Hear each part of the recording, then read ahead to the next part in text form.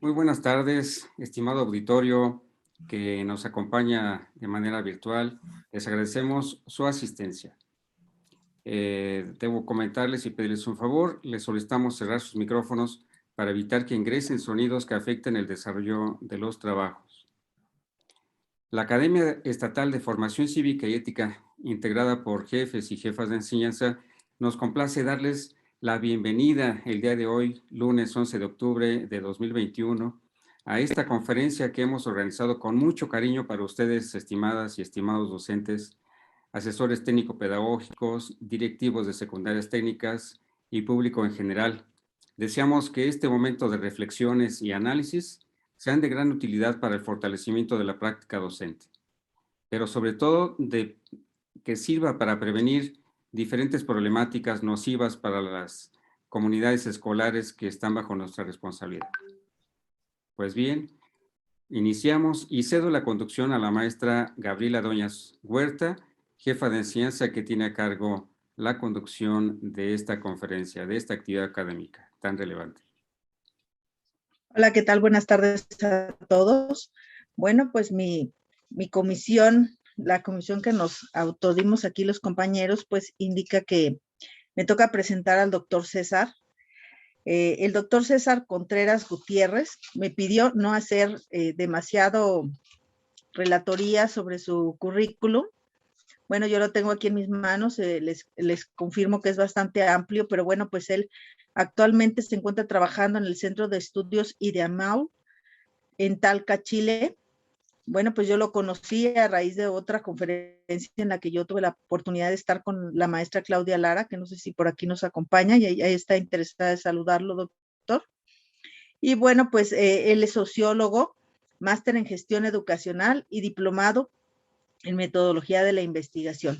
Bueno, pues sus investigaciones amplias sobre los temas de sociología y actualidad en relación con la cuestión de la hiperconectividad, que es uno de los motivos que obedecen a esta conferencia, que bueno, dada la virtualidad en la que tenemos que vivir y sobrevivir en estos tiempos, pues es requerido que nos preparemos un poco más para comprender qué tiempos estamos viviendo, y pues a eso obedece esta invitación que le hicimos, doctor César, y agradecemos de antemano el haber aceptado esta invitación. Adelante, doctor César, por favor. Hola, buenas tardes a todos, a todas.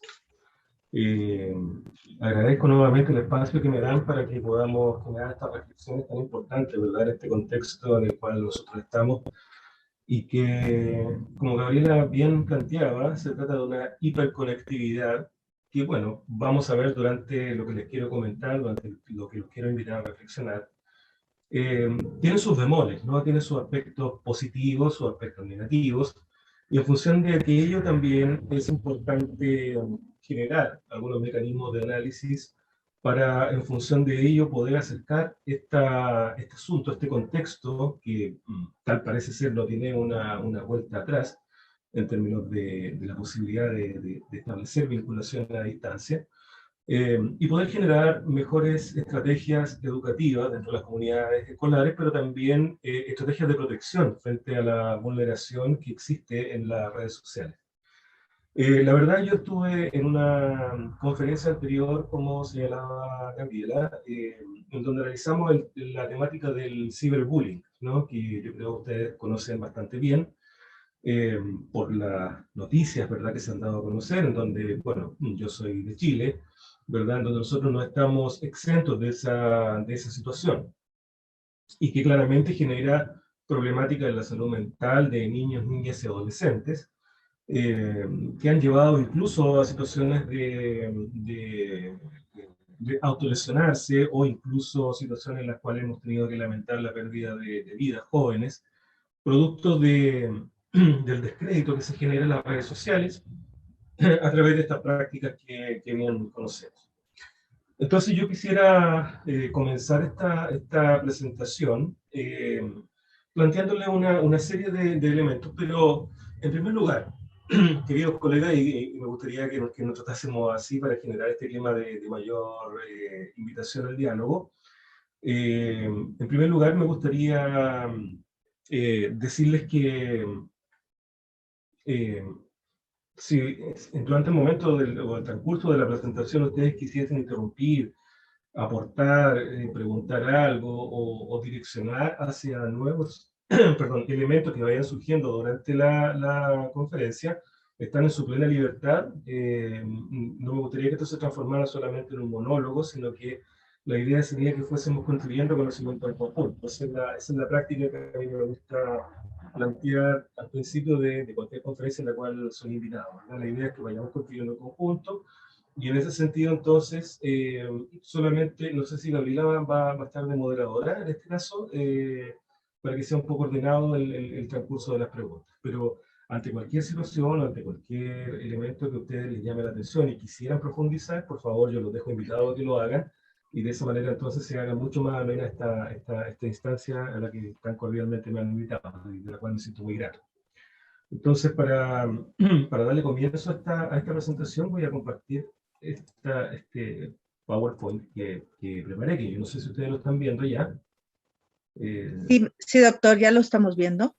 También hay una Perfecto. persona encargada de aquí también de la academia para registrar las preguntas en el chat. Muy bien, muy bien. Entonces, como les comentaba, el título de esta presentación se llama Individualismo y Sociedad, elementos de análisis para una sociedad hiperconectada. Bien, ¿por qué le llamo o por qué obedezco a esta invitación al llamar individualismo y sociedad? Porque creo que son dos elementos que teóricamente al menos están, valga la redundancia, hiperconectados, ¿no? Creo que nosotros hemos construido o hemos diseñado una sociedad en donde precisamente uno de los elementos que se le otorga mayor valor dentro de la vida social es la temática del individualismo. Y esta temática del individualismo se da en distintos elementos. Por ejemplo, en el caso de, no tan solo del sentirnos solos, como uno podría entenderlo, ¿verdad? Sino que en el sentido de competencia que se instala al interior de nuestra vida cotidiana. Y eso lamentablemente nosotros también lo estamos transfiriendo a la sala de clases. Yo no sé si ustedes, por ejemplo, han reflexionado en relación con los planes educativos que se generan al interior de las salas de clases desde los ministerios de educación, por ejemplo, en el caso de Chile, ha sido uno de los temas que yo he investigado bastante, respecto de cómo se van instalando ciertas, entre comillas, ideologías del individualismo, que están muy en la lógica de un sistema capitalista que lo que busca es instalar el afán de competencia por sobre el afán de desarrollo humano, ¿verdad? Entonces, en función de aquello, también dar cuenta de esa formación individual que se le da a los sujetos de formación hoy en día, también es un elemento de análisis potente para poder generar mecanismos de enseñanza, aprendizaje que valoren la vida humana, ¿no? Y que instalen el componente ético dentro de las relaciones humanas, que es un elemento que pareciera ser, ¿no? se va perdiendo conforme avanza esta globalización, que como decíamos al principio, tiene de bueno y tiene de malo. Entonces, en inicio, quisiera remitirme un poco a revisar cuáles son los orígenes un poco del concepto que yo defino como individualismo, y lo sitúo en un contexto filosófico que vamos a denominar como modernidad, ¿no? Modernidad que es distinto de modernización, por supuesto, bien, pero que nos lleva o nos trae al momento en el cual se genera esta ruptura con lo tradicional en el entendido de las formas de trabajo. En este sentido me quiero referir, por ejemplo, a la transformación de la conciencia del sujeto que se encuentra en este nuevo mundo que vamos a denominar modernidad occidental, puesto que sabemos que el proceso de modernidad que se da en las sociedades orientales es distinto desde un punto de vista histórico, filosófico y también económico y cultural, por cierto. Bien, pero nos vamos a remitir a nuestra modernidad occidental, pues es la sociedad en la cual nosotros estamos inmersos hoy en día. Esta modalidad, como les planteaba entonces, a lo que se refiere es básicamente a una transformación de todas las dimensiones de la vida cotidiana. Y una de ellas, y a la que le presto especial atención, es a la conciencia del tiempo. ¿Por qué a la conciencia del tiempo? Porque dentro de esta modernidad filosófica, y también económica, por cierto, se va generando esta idea de referirse hacia un futuro que todavía no se realiza, vale decir, a una proyección en el tiempo, que de cierta manera nos va colocando en una suerte de futuro incierto. Bien, me refiero con esto entonces a que el tiempo pasa a ser una variable que se monetariza en cierto sentido, ¿verdad? Y que nos va generando entonces una alteración dentro de nuestro ritmo de vida. Si nosotros tuviésemos que comparar, por ejemplo, la modernidad con lo moderno, con lo tradicional, podríamos decir que en la vida moderna o en las sociedades modernas se va dando esta lógica de que vamos funcionando, o funcionamos nosotros como seres humanos, o nos movemos como seres humanos, en función de los ciclos del capital, es decir, los ciclos del dinero. Bien, pero si vamos a las sociedades tradicionales, ¿verdad? No movemos por lo que los sociólogos, los primeros sociólogos que empezaron a estudiar este fenómeno, denominaban esta solidaridad más bien mecánica, ¿no? Que vendría a ser esta suerte de establecimiento de vinculaciones de orden social, en donde había una división del trabajo en términos de la división dentro de la comunidad. Por lo tanto, entonces, si la comunidad necesitaba construir, por ejemplo, un templo, bien, eran todos los ciudadanos o toda la comunidad la que trabajaba frente a eso, pero era un objetivo común, ¿no? Algo que nos unía como sociedad. Pero a diferencia de las sociedades modernas, se da esta suerte de división del trabajo mucho más fuerte, mucho más potente, en donde aparece la especialización del mundo del trabajo. Y eso lo grafico, ¿verdad?, en esta foto que está ahí al costado de la presentación, en donde vemos la máquina y vemos a distintas personas haciendo cada uno su oficio por separado. Es decir, el concepto de comunidad, como lo entendíamos en el mundo tradicional, deja de existir. A partir de esta época, entonces, lo que empieza a adquirir valor por sobre lo comunitario, bien, por sobre lo permanente, por sobre lo que podríamos entender como un futuro sentado, ¿verdad? Un futuro que lo consideramos como algo concreto. Lo que se empieza a adquirir valor es precisamente lo contrario, es decir, lo transitorio, lo fugaz, lo efímero, lo dinámico, los cambios acelerados, ¿verdad? Que finalmente van contribuyendo, como digo siempre, a un punto de vista positivo, que vendría a ser la transformación social, pero también a un punto de vista negativo, con las consecuencias que vamos teniendo en la forma de vivir y en los vínculos sociales, en los vínculos comunitarios que se van generando. Entonces, ahí hay un primer punto interesante. Vamos a situar entonces el surgimiento del individualismo como tal dentro del contexto de las sociedades modernas. Y aquí quisiera referirme también a algunos sociólogos, filósofos que han estudiado el tema con mucha mayor profundidad, en donde, por ejemplo, quiero citar a dos de ellos, por la importancia que tienen para el tema. Uno de ellos es Alain Touraine, quien escribió que la idea de modernidad constituye una afirmación de que el hombre es lo que hace y por ende debe existir una correspondencia estrecha entre la producción, la organización de la sociedad mediante la ley y la vida personal, animada por el interés y la voluntad de liberarse de las coacciones. Esta cita lo que nos quiere decir en la práctica, ¿verdad?, es que finalmente el hombre, entendiendo esto como la persona, ¿no?, por cierto, bien, la persona entonces se va a adquirir un potencial dentro de una sociedad en función de las acciones que éste realice. Y cuando digo acciones que éste realice, no quiero decir acciones en términos filosóficos, en términos éticos, sino que acciones en términos productivos. Por lo tanto, entonces, la sociedad, en esta modernidad de la que estamos analizando, la sociedad va a tender entonces a formar y a valorar mucho más sujetos que se incorporen al mundo productivo de manera eficaz, más que aquellas personas que tiendan a tener una visión más tradicional de la realidad. Bien, en ese sentido, entonces, el hombre moderno, o la persona que vive en un contexto de modernidad, que digamos, ha absorbido esta ideología o esta filosofía de la modernidad, ¿cierto?, va a ser una persona que va a tender a deshacerse, en cierto sentido, de las coacciones otorgadas por la tradición. ¿Cuáles son estas coacciones otorgadas por la tradición? Es lo que precisamente analizaba, antes de Tulane, por cierto, Max Weber, bien, en donde él plantea entonces que una de las características es precisamente el desencanto de la religión. Y esto no lo veo desde un punto de vista de ateísmo o de otro tipo de cosas, sino que más que todo el desencanto de la religión como una estructura normativa de la sociedad. No sé si me explico. ¿Ven? La religión como una estructura que impone cánones de conducta, que impone formas de comportamiento, que impone formas de pensamiento y que se entiende como una verdad que hay que seguir, ¿cierto? Porque así es la vida, entre comillas, ¿no?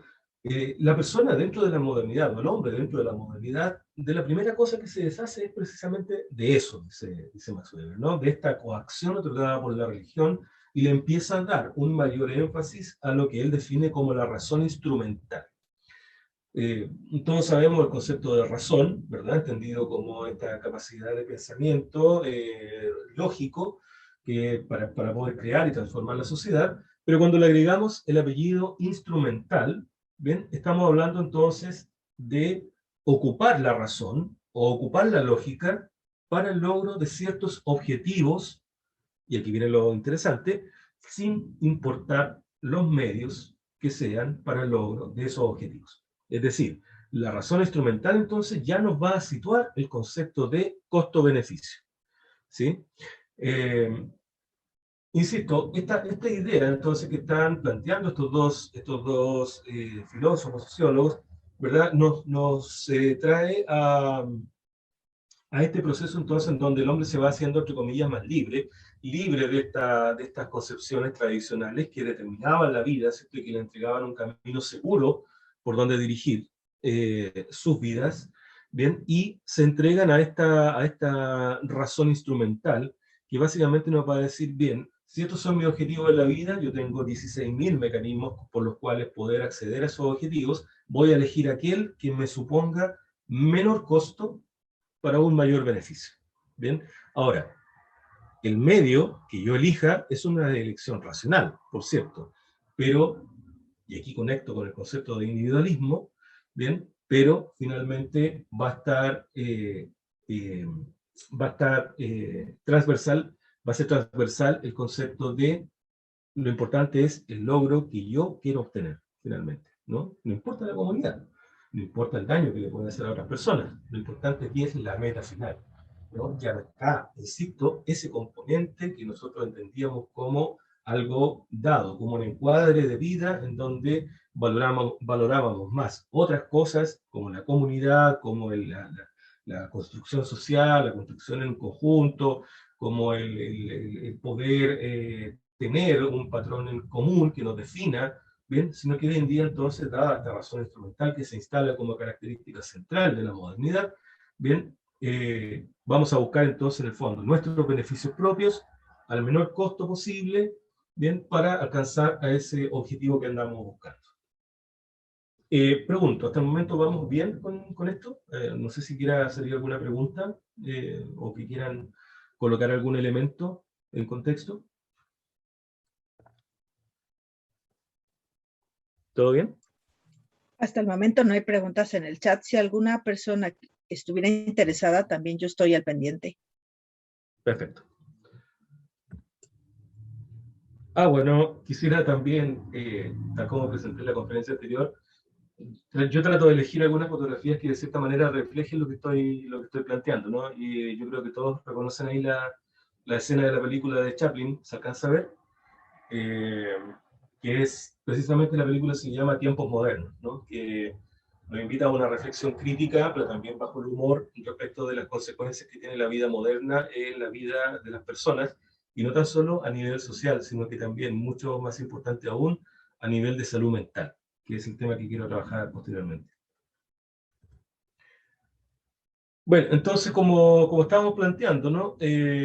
Como estábamos planteando, dentro de esta modernidad, o una de las características, o las características que presenta esta modernidad, desde un punto de vista filosófico, desde un punto de vista sociológico, están dadas en función de ese esquema que preparé ahí. Es decir, que todo se vuelve contemporáneo, todo es ahora, ¿no?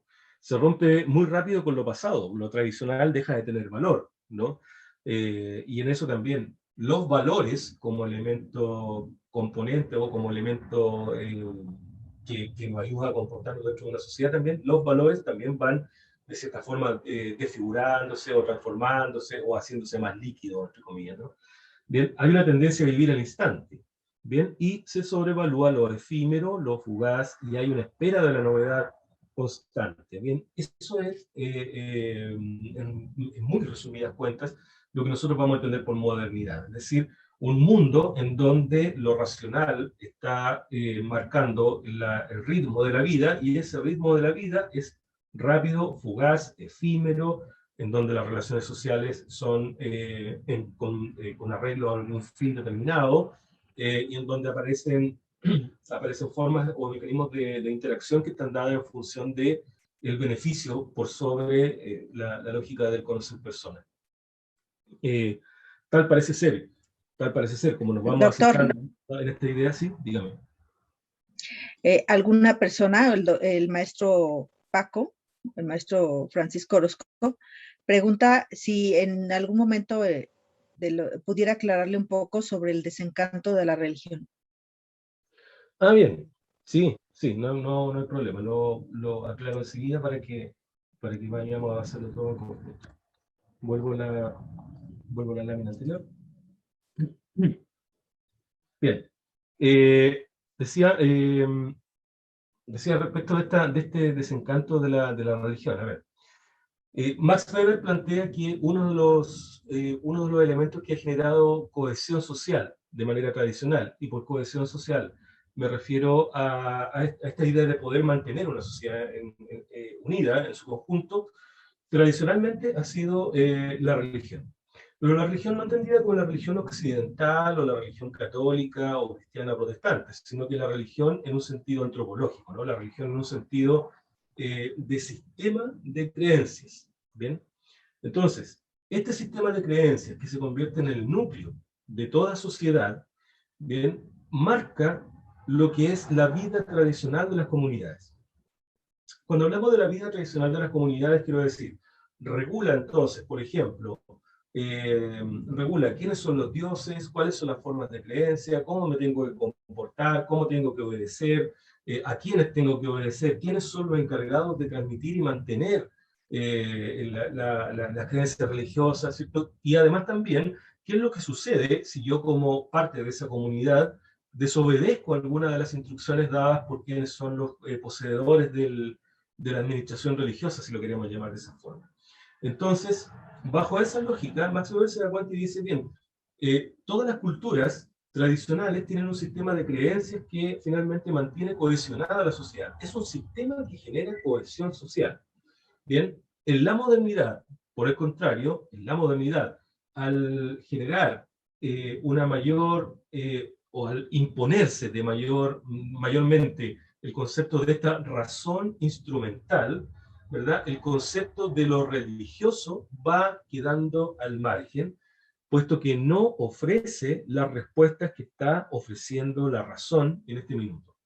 Es decir, ¿cómo explicamos desde un punto de vista religioso, por ejemplo, e insisto, aquí no me quiero meter en ningún tipo de credo, sino que como sistema o como estructura de creencias, bien, ¿cómo explicamos, por ejemplo, la creación de la rueda, por ejemplo, desde un punto de vista religioso? ¿Cómo creamos, por ejemplo, la vida y la muerte desde un punto de vista religioso, siendo que ahora tenemos herramientas mucho más potentes para poder explicar los cambios de la naturaleza? ¿Bien?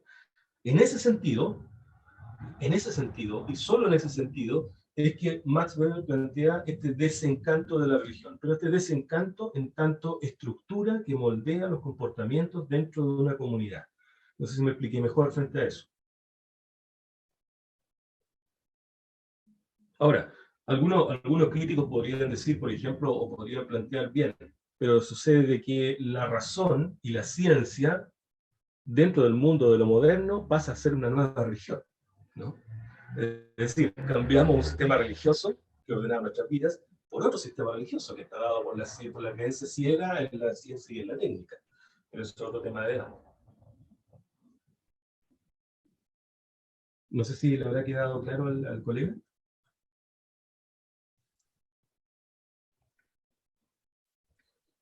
Maestro Paco.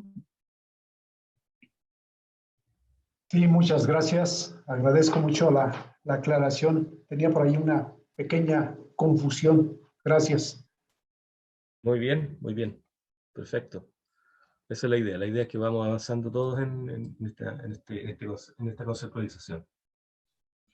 Bien, entonces dejamos esta idea, ¿cierto?, de la modernidad como, o dejamos instalado, digamos, esta idea de la modernidad, ¿cierto?, como este rompimiento absoluto con lo que entendíamos tradicionalmente como una forma de ordenamiento social, ¿no? Se va imponiendo el concepto del capital, se va imponiendo la monetarización de la vida, ¿no? Lo efímero de las relaciones sociales.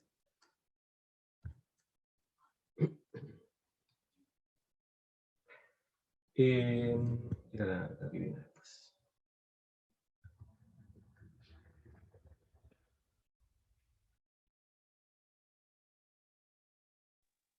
Bien. Otro sociólogo interesante que me gustaría tomar también es Georg Simmel, que dicho sea de paso, es un sociólogo que recién, y fíjense ustedes, Simmel escribe a principios del 1900 y recién hace unos 20, 30 años atrás empieza como a revitalizarse sus teorías. Simmel plantea que en esta sociedad moderna, y ya hemos caracterizado por algunos elementos que expliqué anteriormente, bien, en esta sociedad moderna, plantea Simmel, se da una suerte de insatisfacción oculta en las personas.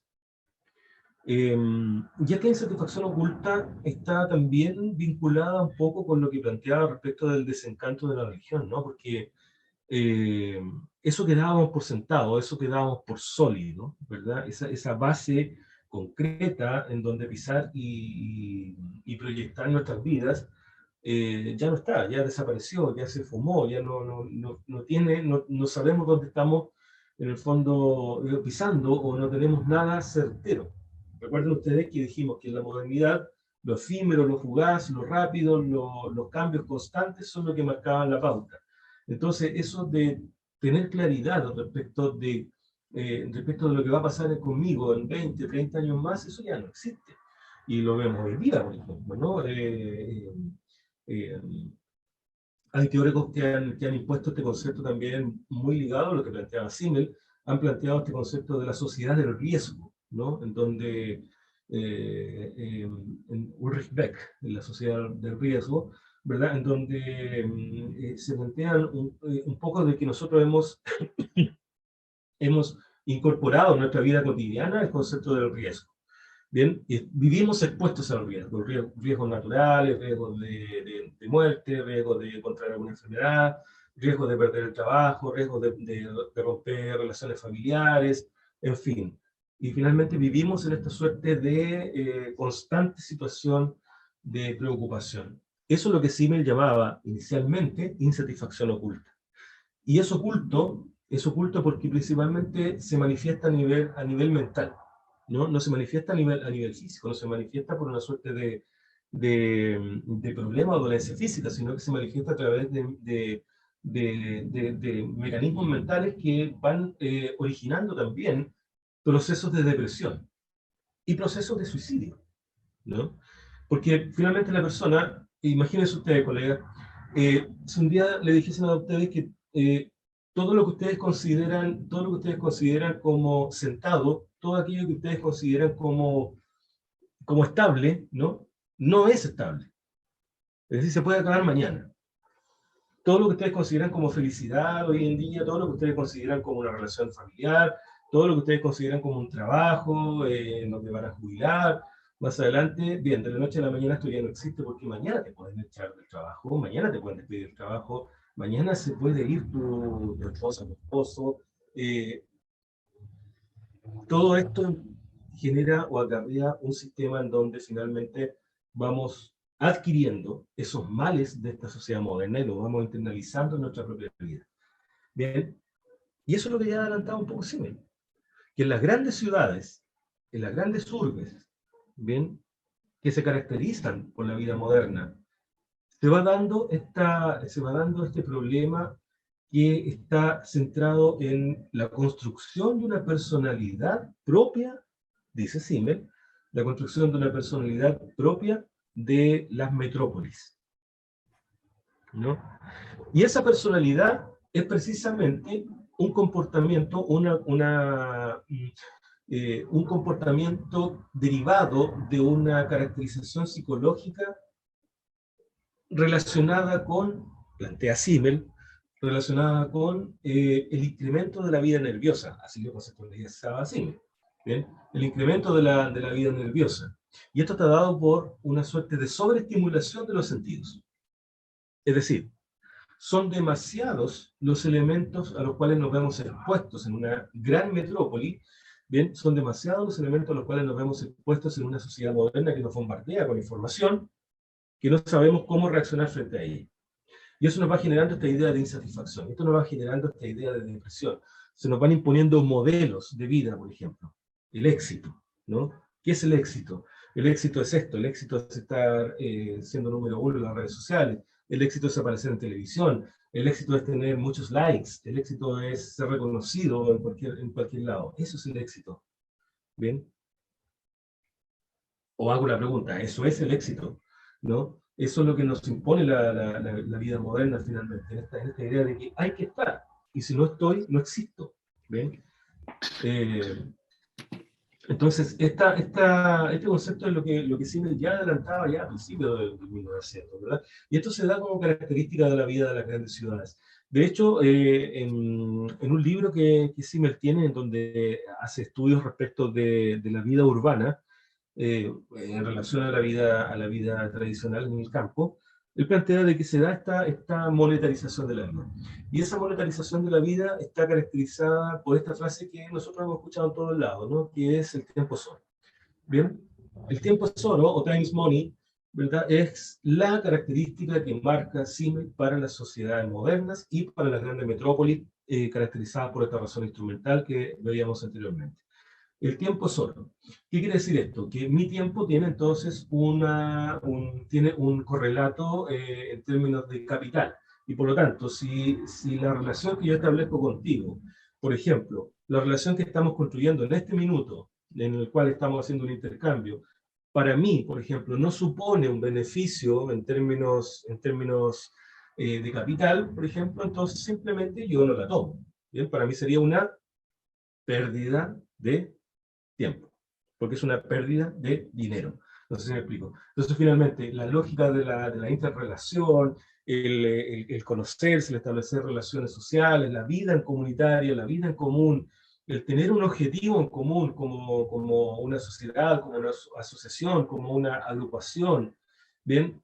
Todo eso se difumina, todo eso se desdibuja, todo eso empieza a perder entonces el sentido. Y lo que adquiere mayor sentido es la vida individual, la búsqueda del acceso a los objetivos propios de una vida, ¿bien? Basada en elementos de índole racional principalmente, ¿bien? Y que de cierta manera van también dejando de lado los componentes éticos de la vida cotidiana.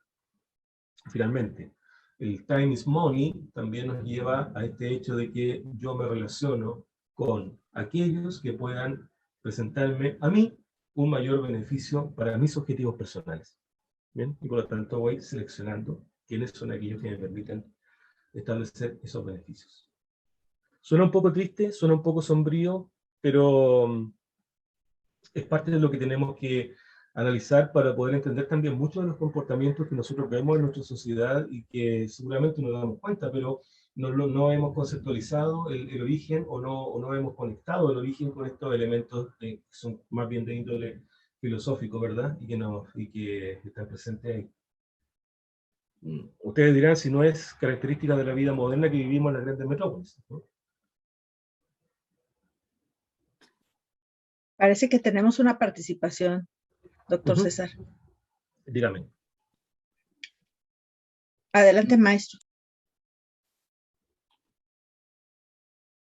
Sí, doctor, me gustaría conocer su punto de vista en relación a la referencia que hace de George Simmel sobre la modernidad En este caso se me viene a la mente una de las obras escritas por Sigmund Freud titulada El malestar en la cultura, donde hace una severa crítica precisamente al sometimiento de la subjetividad del individuo, al decir que esto de la cultura pues no trae otra cosa más que la represión del mismo, producto de sus deseos hasta cierto punto reprimidos, pero también hace después una reflexión donde dice si el sujeto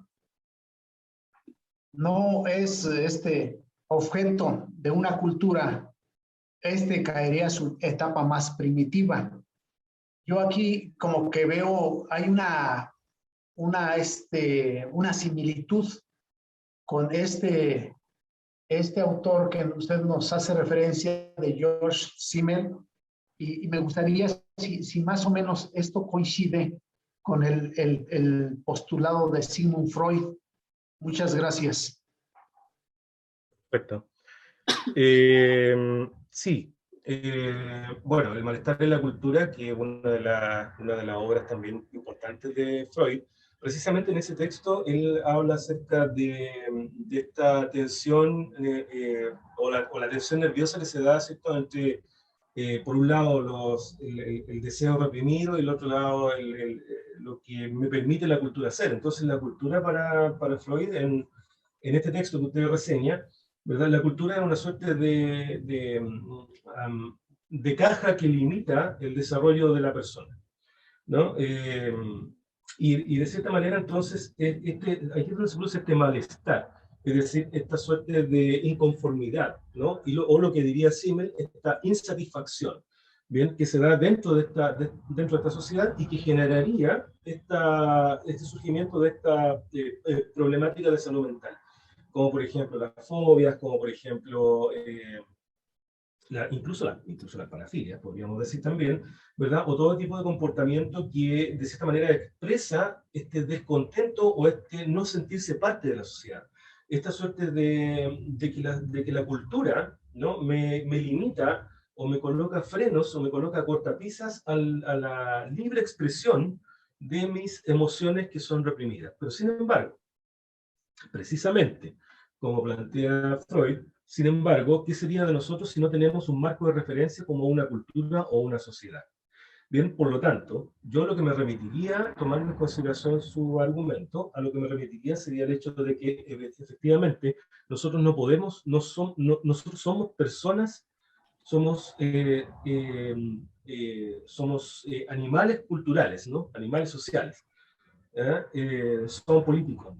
Eh, por lo tanto, entonces, necesitamos de la cultura, ¿bien? Así como la cultura necesita de nosotros para transformarla. La pregunta, creo, maestro, sería que en este caso, ¿cuál es la direccionalidad que nosotros le vamos a dar a esta transformación cultural necesaria para que efectivamente podamos corregir los vicios y los males de esta sociedad moderna y podamos construir una sociedad o una cultura en donde se valore los aspectos más bien éticos o aquellos aspectos que estén ligados con un mejor medio ambiente, por ejemplo, o con una sociabilidad efectiva, ¿verdad? Y podamos disminuir estos índices de salud mental a los cuales estamos viendo y que, me atrevería a decir, hasta no hace poco no eran considerados como elementos importantes dentro de la vida cotidiana, la salud mental.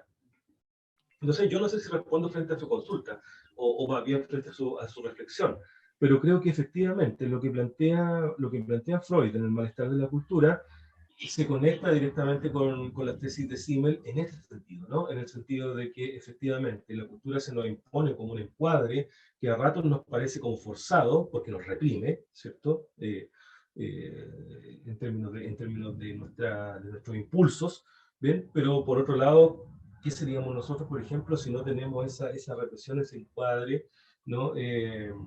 Seríamos personas que nos comportaríamos de acuerdo a nuestros instintos, básicamente, y eso ya nos quitaría el componente humano. Entonces, insisto, yo creo que la pregunta en este sentido es ¿qué sociedad estamos construyendo? ¿Qué sociedad construimos? ¿O cómo direccionamos una transformación social para incorporar elementos que nos permitan una mejor vida en ella? Muchas gracias. Doctor César, también parece que tenemos una mano levantada, la maestra Ángeles Espinosa.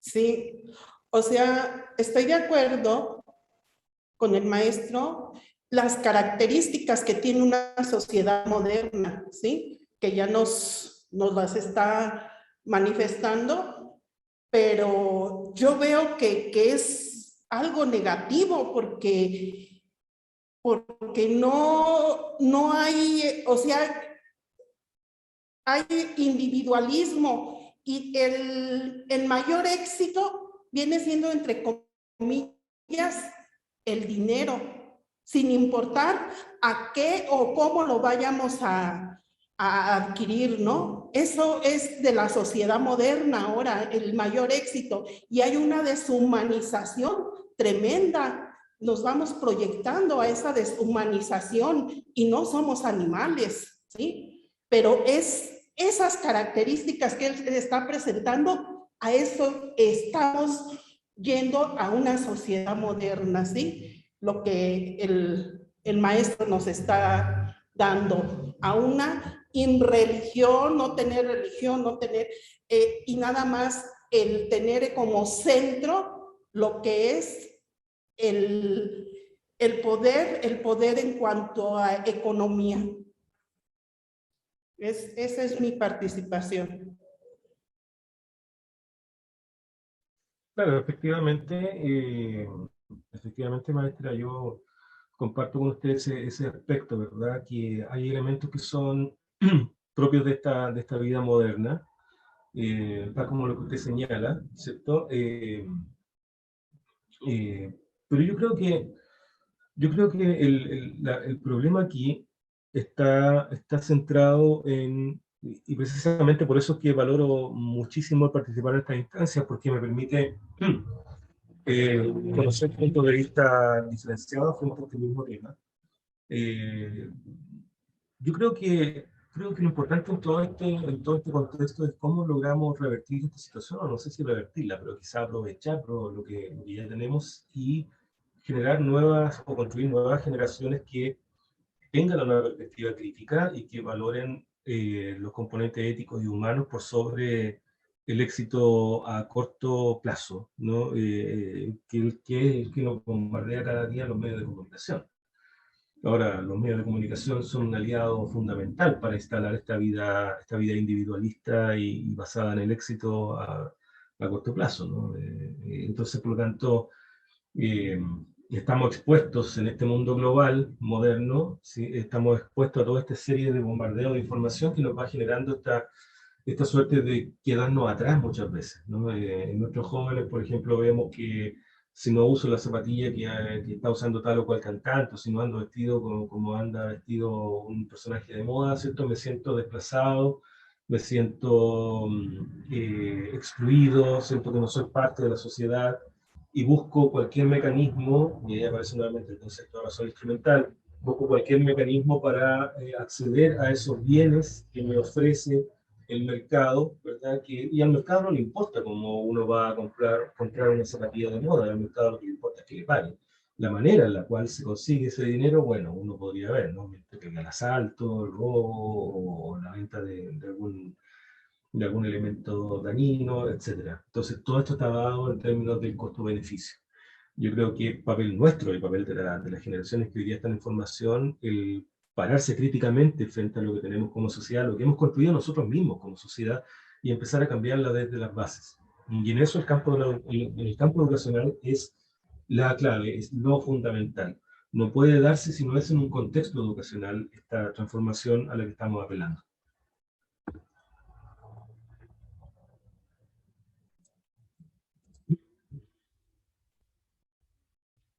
Bueno, continuando entonces, para caracterizar esta modernidad de la cual estamos haciendo definiciones, ¿cierto? Vamos a ocupar este esquema que explica de cierta manera, resumidamente, todo lo que hemos dicho. Es decir, la modernidad, ¿cierto?, que se da en estas grandes ciudades, que Simmel, por ejemplo, la llama metrópoli, ¿verdad?, donde se da una economía monetarista, donde el trabajo es visto como una mercancía, es decir, el trabajo ya no es visto como un mecanismo de solidaridad comunitaria, ¿no?, sino que es visto como una mercancía, ¿verdad? Y por lo tanto, entonces se genera una idealización del dinero.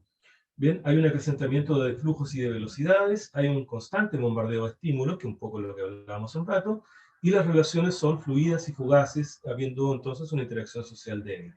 Todos estos elementos entonces repercuten como marco conceptual o como marco ideológico incluso, repercuten en el individuo, ¿no? Se impone. Podríamos decir, apelando a lo que conversábamos anteriormente con el maestro, ¿verdad? Este es el marco cultural que se nos impone, ¿no? Como individuos. Y ahí entonces donde comienzan los procesos de aislamiento de una personalidad neurasténica, neurasténica en el sentido de este divorcio entre, por un lado, lo que yo quiero hacer, ¿no?, mi pulsión interna, y lo que la cultura me deja hacer, apelando a lo que planteaba Freud, ¿verdad? Ese divorcio entre lo que me encantaría hacer ahora y lo que la cultura me permite hacer, bien, es lo que genera esta personalidad un poco neurasténica, ¿no? Una comunicación abreviable, rápida, fugaz, y una falta de interacción social, por supuesto. Todo esto, entonces, es característica de este marco cultural que nosotros llamamos modernidad. ¿Bien? Por lo tanto, entonces, en este esquema resumimos que las consecuencias de la modernidad son el aumento del individualismo y la soledad del individuo, bien, mientras que la vida social y los encuentros cara a cara disminuyen producto de las tecnologías de la comunicación. Es decir, finalmente, entonces, va sucediendo que dentro de este concepto de modernidad, o dentro de este contexto de modernidad, bien, vamos avanzando en términos de individuación del sujeto, es decir, el sujeto se va haciendo cada vez más individualista e incluso más hedonista, ¿no? Y la vida social, la preocupación por el otro, o la vida en comunidad, básicamente va disminuyendo. Todo esto producto entonces de la instalación de este marco cultural o este marco social que nace en la modernidad, ¿verdad? Y que se acrecienta ahora en este contexto de globalización en el cual estamos. Bien, y quería llegar a este punto porque es una de las teorías que, bueno, seguramente ustedes habrán leído a este autor Zygmunt Bauman, que plantea esta idea de la modernidad líquida, o lo que él propone también como una posmodernidad, o como una modernidad, o como se lo proponía, bueno, hace algunos años. Zygmunt Bauman instala este concepto de la modernidad líquida, que es un concepto que hoy en día está como, se ha como enraizado a distintas dimensiones de la vida cotidiana. Y es una categoría sociológica que sirve precisamente para definir el estado actual de nuestra sociedad. Ahora, porque algunos hablan de modernidad, posmodernidad o modernidad tardía, ¿cierto? Sobre todo en el caso de América Latina, que se habla de una modernidad tardía, ¿no? Una postmodernidad. Bien, y esta modernidad líquida que viene a plantearse como una suerte de postmodernidad, si ustedes quieren decir, ¿no? O una verdadera postmodernidad, en donde ya encontramos, y por eso el concepto de lo líquido, ¿no? Encontramos entonces que todo en la vida, en cualquier dimensión de la vida, ¿verdad?, se va generando, dibujando como un cambio constante, una transformación, día a día, segundo a segundo, todo es transitorio, todo está entonces en constante cambio, nada tenemos seguro, bien, y entonces esta metáfora demuestra que todas las relaciones humanas, en todas las dimensiones de ella, son inconsistentes. ¿Bien? ¿Qué significa que sean inconsistentes? Significa que no tienen una sustancia sólida, se desvanecen. De ahí viene este concepto de la liquidez, ¿no? Lo que nosotros podemos tomar en nuestras manos, y antes decíamos, esto es mi futuro, hoy en día este futuro se diluye como agua entre los dedos. Entonces, por lo tanto, esta modernidad líquida lo que nos plantea es eso, ¿bien? Y se da en todas las dimensiones de la vida, tanto en lo afectivo, en lo laboral, en las relaciones cotidianas, en las relaciones de trabajo, en todo ámbito de cosas, ¿bien? Ahora, ¿Cómo lo conectamos al tema, este tema de la moneda líquida? ¿Cómo lo conectamos a lo que quiero instalar en esta conversación? Es porque precisamente las redes sociales, la hiperconectividad en la cual nosotros estamos inmersos, bien, tienen un rol extremadamente importante para esta liquidez, para este fomento de la liquidez de la vida social. Bien, porque aquí se da una paradoja, ¿no? Por un lado nos permiten conectarnos con todas las personas, pero por otro lado nos desconecta cuando nosotros queremos. Es decir, las relaciones sociales están a un clic de distancia, ¿no? Yo estoy hablando por teléfono con mi pareja, por ejemplo, y me enojo, y bien. Y se acabó la relación, digamos, ¿no? O estoy conversando con cualquier persona y finalmente puedo cortarle con un clic. Y se acaba la conversación. No hay forma de diálogo, no hay forma de debate, no hay forma de nada. Bien, entonces, por lo tanto, se da esta paradoja que por un lado nos genera una conectividad que es buena, sin duda, bien, pero por otro lado nos genera esta distancia social, ¿no? Esta distancia que tanto echamos de menos, esto de conversar, un café, de conversar, de estar en un espacio público, en una plaza pública conversando, ¿ven? Y que la vamos perdiendo. Entonces, por lo tanto, claro, esta metáfora que hace Bauman, ¿cierto?, de que un clic puede representar o un muro o un puente en las relaciones humanas, ¿no? Estos aspectos o positivos o negativos. Bien, esta liquidez, esta sociedad líquida en la cual nosotros estamos inmersos, bien, nuevamente vemos que aparece esto que ya habíamos advertido con Simmel y también con Freud, ¿verdad? Que es esta angustia existencial, ¿no? La pérdida de sentido, básicamente, cuando se trata de construir nuevas cosas. Porque construimos nuevas cosas sobre la base de ¿qué? ¿Sobre la base de qué? Sobre la base de una creencia en otra vida, por ejemplo, como lo era bajo un sistema religioso. Eso ya no está. Eso está relegado a ciertos espacios. Ya no impera dentro de la vida comunitaria. O la construimos en base a qué? La construimos en base a una proyección laboral. ¿Qué es la proyección laboral? Si mañana no sabemos si vamos a tener trabajo, ¿no? O la construimos bajo la forma de una relación familiar duradera. Un matrimonio se puede acabar mañana. Entonces, ¿qué es finalmente el sentido? ¿Cuál es el sentido de lo existencial hoy en día? ¿Qué es lo único que tenemos seguro? Nada, ¿no? Entonces, por lo tanto, todo se va desintegrando, todo se va haciendo líquido, ¿bien? En esta sociedad. Nada de lo que dábamos por sentado, nada de lo que nosotros dábamos por hecho anteriormente, hoy adquiere un sentido de durabilidad. Por lo tanto, entonces, el hombre en esta sociedad líquida entra en un proceso de incertidumbre constante. ¿Hacia dónde dirigimos nuestra vida? ¿Qué va a ser de nosotros? ¿Qué va a ser de nuestra familia? ¿Qué va a ser de mi trabajo? ¿Por dónde tengo que irme? Nada es seguro. No tenemos absolutamente nada seguro. Bien. Eso es lo que Bauman, un poco con esa característica podríamos decir, de tristeza, define a nuestra sociedad. Eso es lo que hemos construido. Todo es inestable, ¿no? Todo está sometido a estos cambios repentinos, todo está sometido a lo impredecible. Bien, todo se fractura, incluso las identidades, plantea Bauman. ¿Sí? Bien, hay otro filósofo, lingüista muy importante, Umberto Eco, ¿verdad? Que nos toma un poco las tesis de Bauman y tesis de Bauman sobre la liquidez, ¿cierto? Y lo traduce en el concepto de comunidad. Bien, Umberto Eco plantea entonces de que esto de la liquidez, tal como lo planteaba Bauman, nos conduce solamente a un individualismo desenfrenado.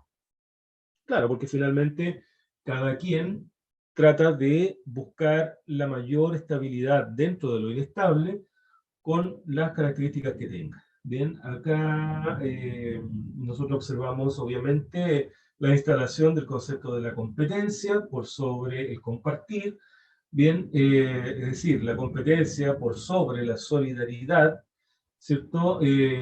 La idea o la instalación de una subjetividad, vale decir, de una forma de pensar que básicamente está entregada a la lógica de lo propio, de lo individual, del éxito particular, etc.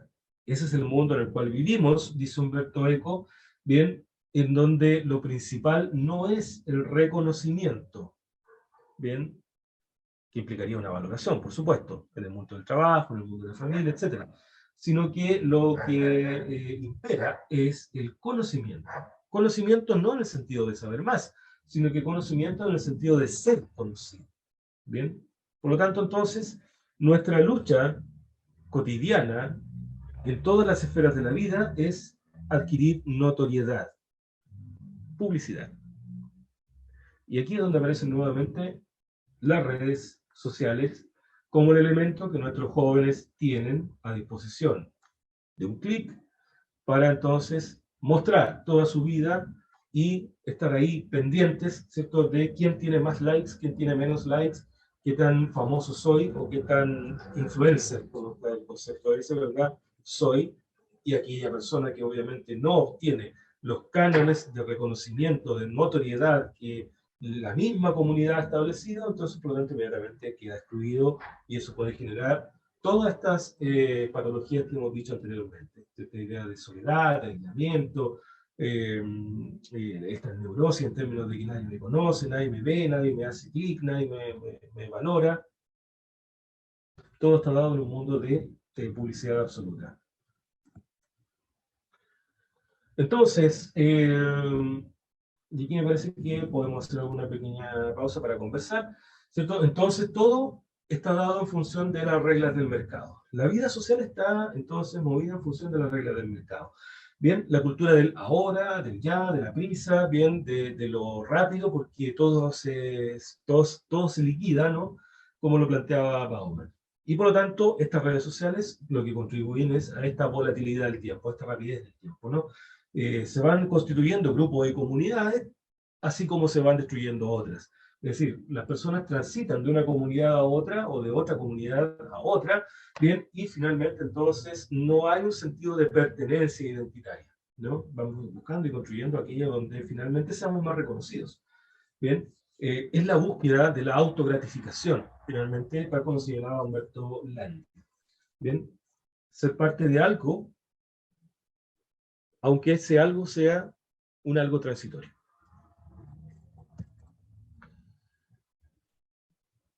Bueno, en este contexto es en donde Bauman sostiene de que las personas buscan con prisa la solución personal sin importar el otro. Lo que nosotros llamábamos al principio razón instrumental, si ustedes recuerdan, ¿verdad? Por lo tanto, los ligámenes efectivos, las ligaciones afectivas, quiero decir, se tornan frágiles. Bien, todo aquello que nosotros sentíamos como duradero, ¿no? Las relaciones afectivas hoy día son frágiles. Bien, y de la soledad se pasa a la búsqueda de la seguridad, ¿sí? Para despejar las ansias, esas necesidades psicológicas que se daban, ¿cierto? Y esas condiciones se perciben la relación de amor como una inversión rediticia.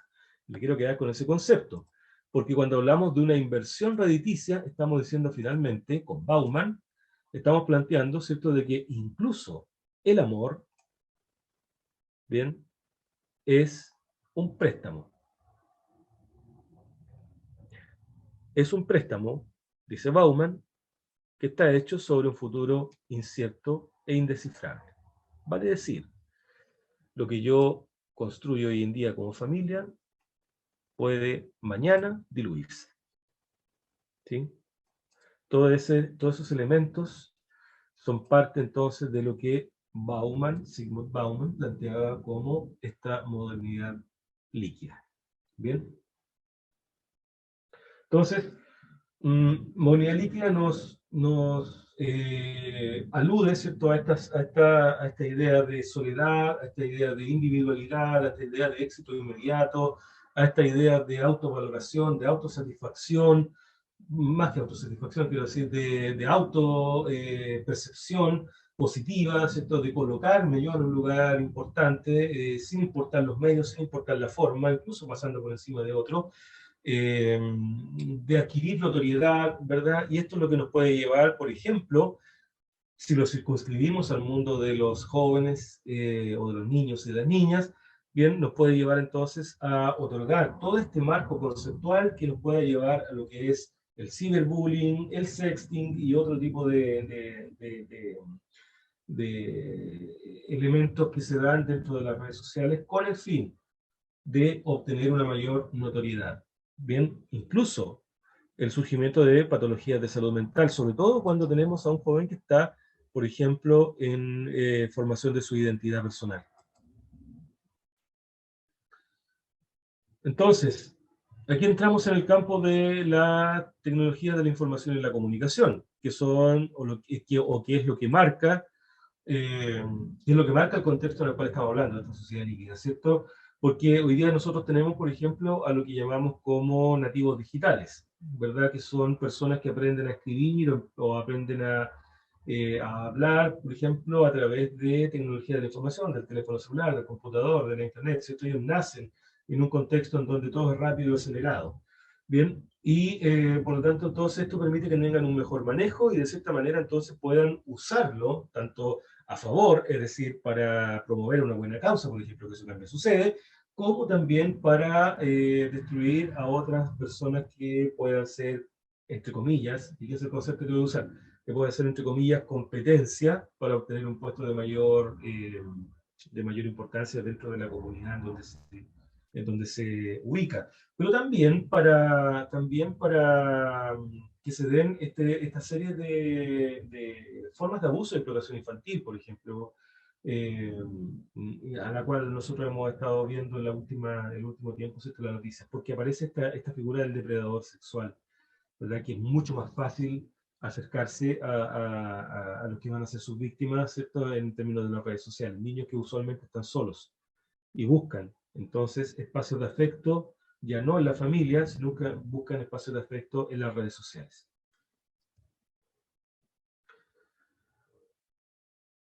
Bien. No sé si hay alguna pregunta hasta el minuto. En este momento no, a menos que alguien quisiera manifestarlo ahorita. Parece que no. ¿No? Adelante, doctor.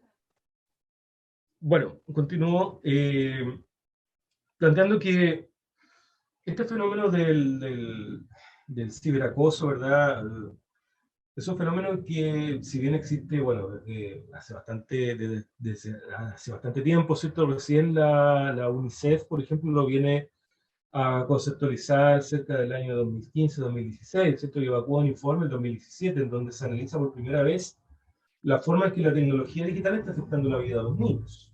En 2017, piensan ustedes, recién la UNICEF se vino a hacer cargo de este fenómeno del acoso a través de las redes sociales. Bien, en este informe que estoy citando de la UNICEF, por ejemplo, se coloca en alerta el alto nivel de conexión a Internet que tienen los niños y jóvenes. Bien, especialmente entre el grupo de los 15 a 24 años, en donde el 71% de los jóvenes en esa edad están en línea en comparación con el 48% de la población total. Es decir, ahí hay un nicho claro de jóvenes que están prácticamente todo el día conectados a Internet.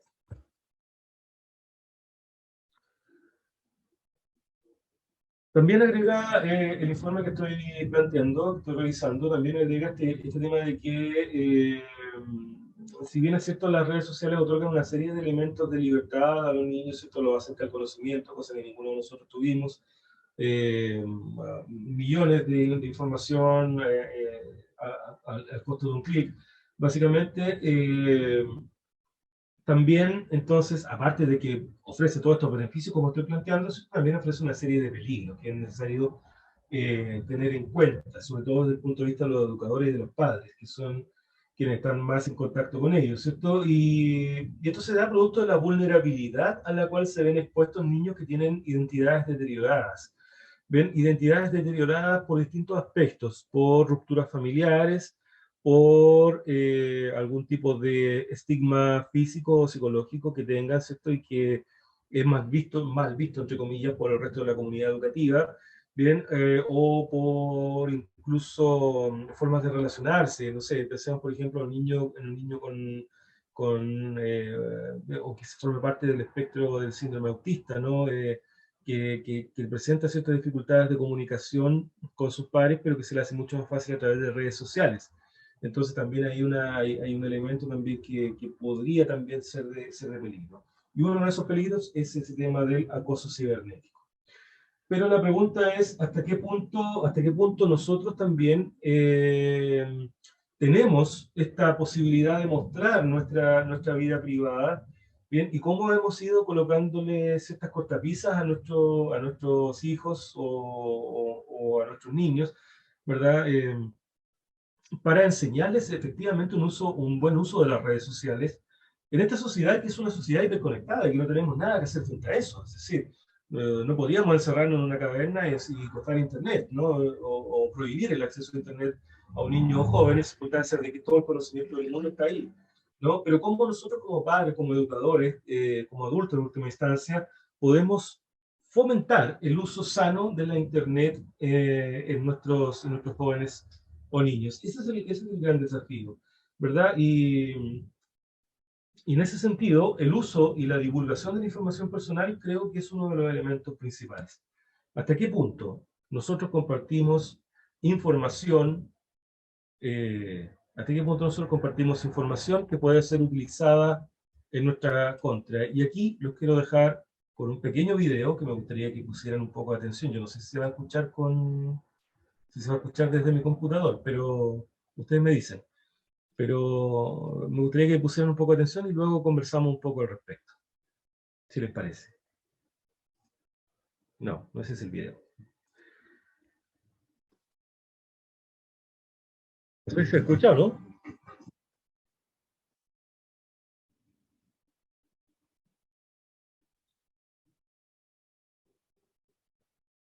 Entonces voy a compartir nuevamente con... Ahí está, James. Ustedes me dicen si ahora se escucha.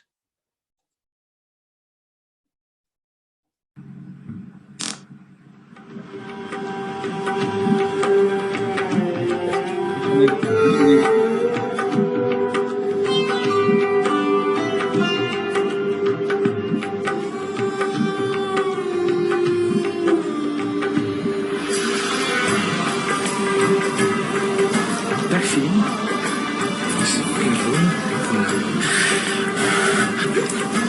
Ik zie een school tegen Antwerpen. Ja. Insecten. Wat blieft? Ik voel 2 insecten op je rug. Kan dat? Ja, vlinders. Slovenië? Ja. Een moto. Oranje. Pas erop. Zenit. Oui, bien. Je hebt een vriendin. Julie de... Ja. Een boeiend liefdesleven. 3, 4... De vierde, daar zwijg ik meestal over, dus dat weten niet veel mensen. Hoe is het bij je spierscheur? Maison rouge, balcon, blanc. Ja.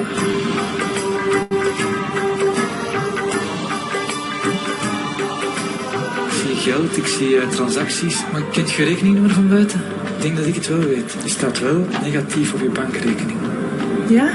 9-7. Last month, you spent €200 on alcohol. Vorige maand €300 aan kleding gespendeerd. 8. Ja. 5. Voor een huis dat van eigenaar gaat veranderen. €295.000. Ja, maar eigenlijk. 41. Ja. Is dat juist? Ja, dat is juist.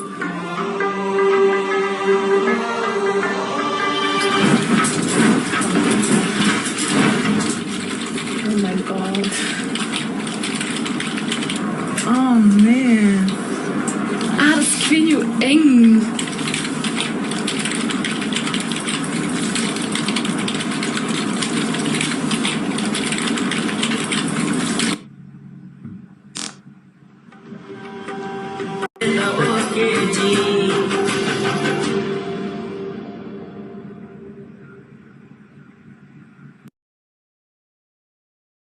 No sé qué les pareció.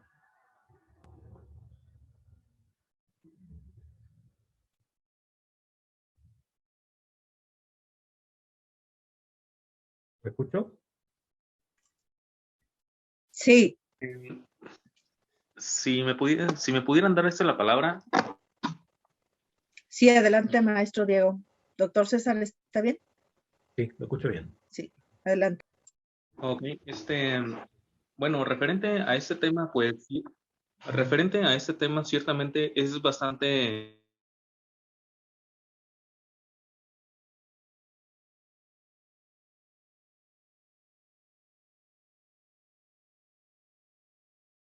no meterse a internet. Desafortunadamente, donde uno pues prácticamente personas está bien, pero el problema de todo esto es que el hecho puede exponerla demasiado, llega a estar formando pues incluso controversias, porque todas las personas tenemos acceso a las mismas líneas y ese es el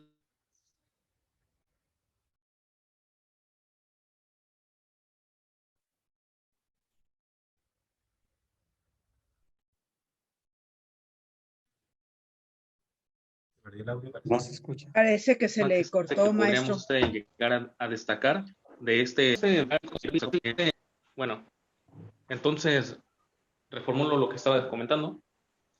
El problema que también se tiene en el internet generalmente hace que todos nosotros como personas intentemos estar subiendo pues la información de alguna forma también, no sé si decir lo que es incluso parece para ser aceptados ante la sociedad. ¿Qué es lo que quiero decir con esto?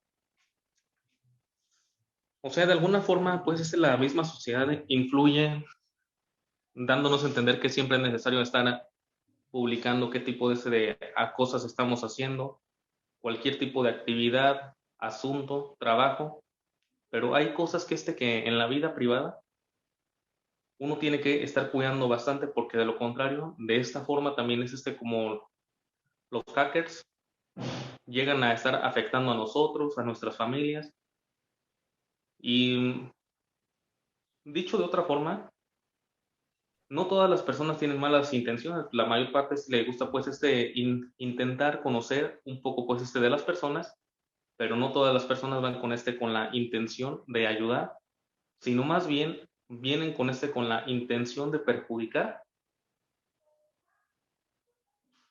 a las personas que realmente estamos intentando, como quien dice, ganar el conocimiento de toda una sociedad. Básicamente,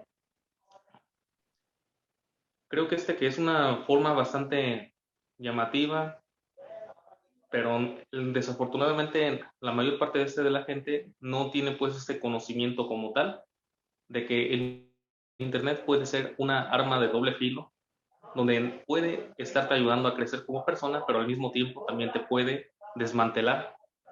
Esa sería mi participación. Gracias.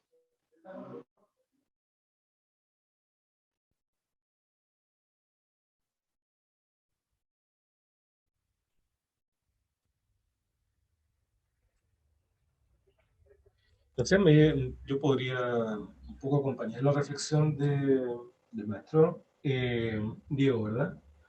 En ese mismo sentido, ¿no? En el sentido de que, claro, estas son herramientas que están a disposición. Y el tema está, en el fondo, en cómo logramos que estas herramientas se utilicen con responsabilidad. ¿No? Frente a eso, porque efectivamente nosotros buscamos, tal como lo habíamos planteado en el marco conceptual anterior, ¿no? Buscamos esta notoriedad por sobre todo, ¿no? Buscamos este éxito que no se da tan solo en las redes sociales, sino que este éxito que se da en lo cotidiano, ¿no? La búsqueda de ganar, de posicionarse, de ubicarse, de ser reconocido, no importa el costo que se dé. Y en función de eso también caemos en estas lógicas de a ratos utilizar cualquier herramienta y sin saber mucho cómo la estamos utilizando. Ahora, este video es bien decidor en varios aspectos, en el sentido de que nosotros mismos ni siquiera nos damos cuenta de lo que estamos compartiendo cuando compartimos algo, ni con quién lo estamos compartiendo, porque Básicamente el ejercicio de este experimento social que se hizo ahí en Bélgica, este experimento social de lo que se trataba era que las personas reflexionaran en torno a qué es lo que están compartiendo y cómo lo están compartiendo y dónde lo están compartiendo, y básicamente entender que nuestra vida entera está en las redes sociales, como terminaba la frase ahí, ¿verdad? Y que cualquier persona puede acceder a ella. Entonces, ahí es donde están los riesgos, los reales riesgos, ¿sí? Porque efectivamente las herramientas tecnológicas de por sí no son negativas, ¿no? De por sí, es el uso que nosotros le demos a esa red o a ese sistema el que puede tornarse negativo para las personas que lo están utilizando. Yo me quería con esta idea, ¿cierto?, de que precisamente no se trata de prohibir el uso de tecnología de la información, sino que se trata de enseñar a utilizar de manera responsable las herramientas que están a disposición de esta sociedad hiperconectada, hipertecnologizada, ¿sí? Y en eso también es un llamado de atención un poco también a nosotros como maestros, ¿verdad? Como docentes o académicos, ¿verdad? En el sentido también de utilizar estas herramientas y enseñarles a los niños información que también pueden ellos utilizarla para producir conocimiento o para responder a las tareas diarias que nosotros les damos, ¿cierto? En términos metodológicos. Están, por ejemplo, la pizarra electrónica, están un sinfín de herramientas tecnológicas que nosotros podemos introducir al aula, están los sistemas Moodle, por ejemplo, que son las de ciencia virtual, están estas mismas plataformas virtuales, ¿verdad?, donde podemos hacer clases, en fin. Yo recuerdo que acá en Chile había alguna experiencia de algún profesor joven que hizo uso no estoy seguro si hizo uso del Instagram o del Facebook, para dar una clase de historia de Chile, en donde cada muchacho tenía que crearse un perfil con un personaje de la historia de Chile, ¿cierto?, y empezar a establecer vinculaciones y redes con otros personajes que eran afines dentro de un contexto histórico. Entonces, por ejemplo, el personaje A, según lo que el profesor había enseñado, no podía establecer una relación con el personaje B porque era de otra creencia política. A su vez, el personaje B tenía que establecer una relación con el personaje D porque eran los que confabularon para hacer caer al personaje A. No sé si me explico. Entonces, finalmente utilizó todo este tema de las redes, ¿cierto?, para establecer vinculaciones a través de la historia. Entonces, la herramienta está, el tema está en cómo nosotros la enseñamos a utilizar de forma responsable. Y además también a no depender de ellas para generar vida social. Incluso nosotros como adultos somos bastante individualistas en muchos casos, ¿no? No sé cuántos conocemos a nuestros vecinos, por ejemplo. Establecemos redes de conexión con nuestros vecinos frente a alguna situación. O nos enrejamos en nuestras casas, por ejemplo, ¿no? O colocamos 10.000 cámaras de seguridad, que nadie pase por fuera. No conversamos con nadie. Entonces también a veces es súper fácil criticar, es muy fácil criticar también el comportamiento de los jóvenes, de los niños, pero muchas veces ni siquiera nosotros no nos miramos nuestro comportamiento. Y ellos van Doctor, Gabriela. doctor, hay una maestra interesada en hacer una pregunta. Perfecto. Es la maestra Maggie, si gusta. Maestra. Ok, muchas gracias. Buenas tardes. Hola, Gracias por la ponencia, y creo que esto, más que pregunta, es una reflexión de la cual más bien le voy a hacer yo preguntas a usted. Y es en el sentido de que esto nos lleva a reconocer dos ámbitos muy importantes en los cuales deberíamos de fortalecer la intervención de la escuela y la intervención de los padres de familia. Y esos ámbitos importantes creo yo que son dos retos, que es el fortalecer la autoestima de nuestros jóvenes en ese engranaje que forma la familia, que forma la escuela, donde disminuya esa necesidad de reconocimiento que ellos están trabajando a través de las redes sociales, ¿no? Los jóvenes hacen todo por tener un iPhone 800, les digo yo, el que sea, y por estar ahí en las redes y tener todos los likes del mundo, publiquen lo que publiquen y hagan lo que hagan con los retos que les pueden costar hasta la vida. Pero entonces ahí la labor de la familia y de la escuela en sí es muy importante en ese fortalecimiento de su propia autoestima, de reenfocar esos valores, que así como usted nos lo presentó en este recorrido histórico, nos damos cuenta que se han ido perdiendo esos valores de solidaridad, de amor a la vida, del amor en sí, el amor a la existencia y al individuo, ¿no? Entonces, es una tarea muy importante. Y la otra, promover el uso responsable de todas estas tecnologías de información y comunicación, de las redes sociales, pero ahí es donde entra la cuestión de mi pregunta, ¿de qué manera lo podemos hacer mejor? Porque incluso nosotros mismos estamos en las redes sociales y los hacemos, y ahorita el video me hizo reflexionar sobre todo lo que yo publico y digo, ah, caray, ¿qué tanto conocen de mi vida, no? Entonces, sí es importante ver ese mecanismo, qué nos sugiere, qué nos propone, para que podamos hacer esta promoción a nivel escolar y también personal y familiar, de cómo hacer un uso más responsable, ético de las redes sociales, de todas las tecnologías, con el fin de evitar todo ese tipo de riesgos. A mí me parece que lo más peligroso de todo esto es ese aislamiento social en el que viven los chicos, en el que se crean muchas ideas, en los que ahorita se quieren casar y mañana se quieren suicidar, en lo que ahorita quieren hacer un reto, en lo que al rato quieren ser artistas y al rato se quieren tatuar, y que empiezan a tener una gran influencia en su vida de todo lo que leen y todo lo que escuchan a través de esos medios. ¿Cómo podemos ayudar a mitigar toda esta situación que los chicos viven en su casa, y más ahora con la pandemia? No se diga, ¿verdad? Esa sería mi participación. Gracias. Muy interesante su reflexión, profesora, porque precisamente yo creo que si hay alguna respuesta frente a toda esta evento que estamos viendo, yo creo que está de la mano de la enseñanza de un pensamiento crítico. No sé cómo está el tema de la enseñanza de filosofía o de componente crítico, ético, sociológico, incluso en la educación primaria y secundaria en México, pero les voy a contar la realidad de Chile, que es una realidad, entre comillas, bien triste. Porque no sé si ustedes están al tanto, pero acá en Chile la asignatura de filosofía y de historia y de pensamiento lógico crítico ha sido lentamente desplazada, casi a nivel de una extirpación de esa área. Y lo digo con un pesar tremendo, porque yo creo que esta es la clave, fíjese. Yo creo que esta es la clave.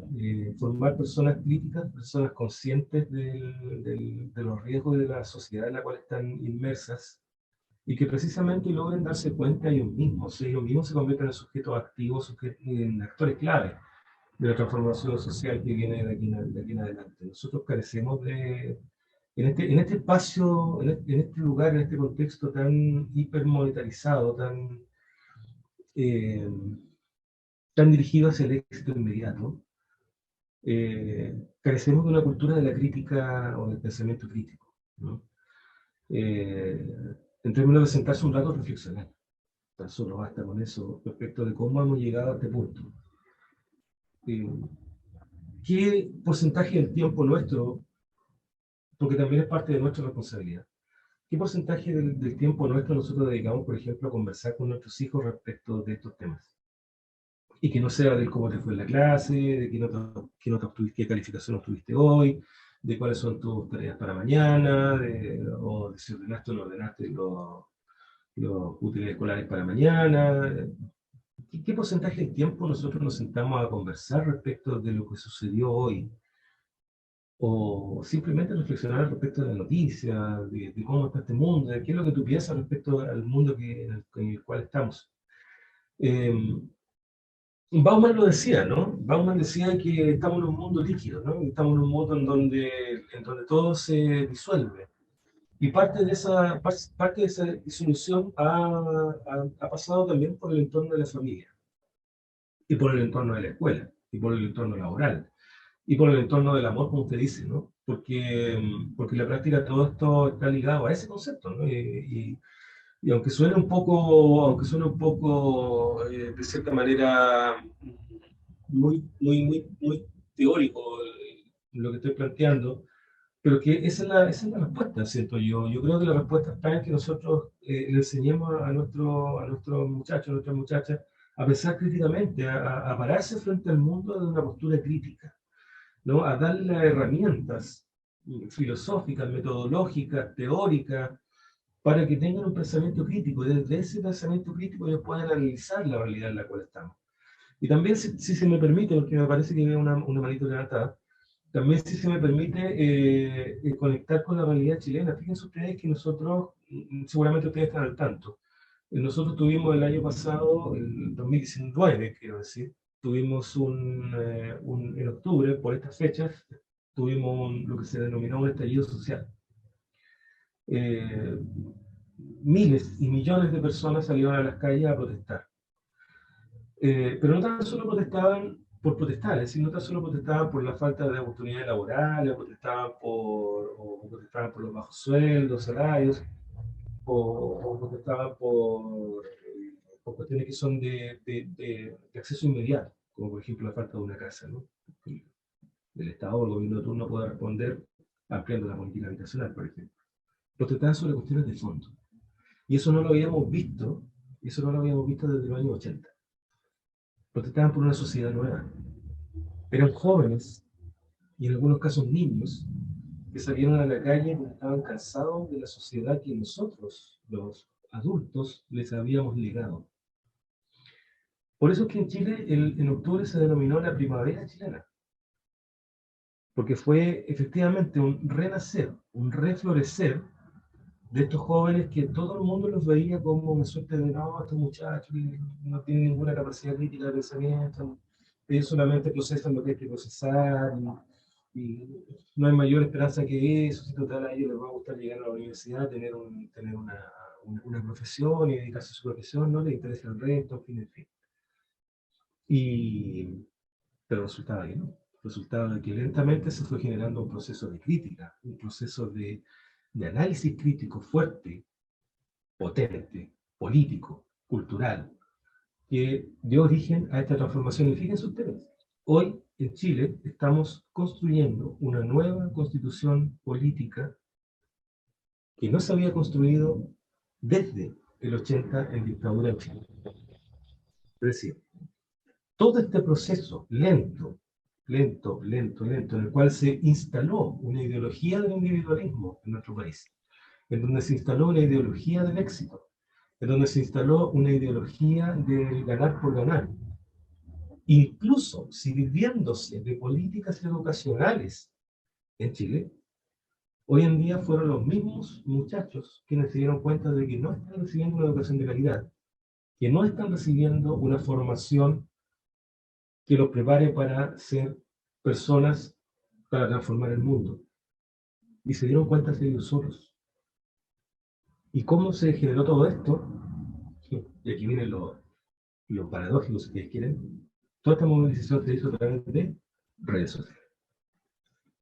Es decir, por eso planteaba yo de que las herramientas tecnológicas finalmente no son ni buenas ni malas por sí solas, sino que está en cómo uno enfoca el proceso de uso, ¿bien?, racional, ¿bien?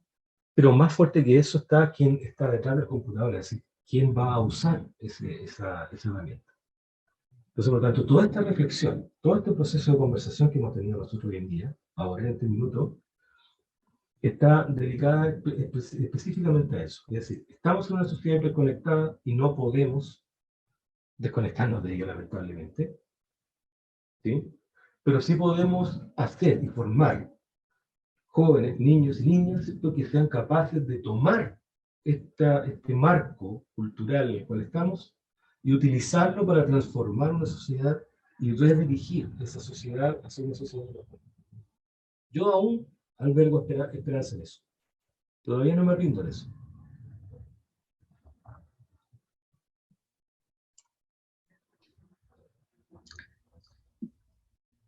Doctor, está la persona, no sé si quiera de una vez que participara, para poder, porque ya son las 6:35 y esperamos poder estar terminando a las 7 de la noche. Perfecto. Usted nos dice. Sí, sí, por favor. Adelante, maestro, que dice Redmi. O maestra. Sí, sí, gracias. No pude cambiar ahí el username. Gracias. Yo quiero comentar que, bueno, primero insistir un poco en esa contradicción aparente que comenta el doctor, porque, bueno, por un lado, lo que se teoriza es que sí, que efectivamente, pues no existen vínculos sólidos, ¿no? Entonces, estos sentidos de pertenencia transcurren sobre aparentemente banalidades. Entonces, cuando existen, cuando se forman estas comunidades con exigencias y demandas abiertamente políticas, como ya lo comentó el doctor, pues surge ahí una aparente contradicción, ¿no? Una paradoja.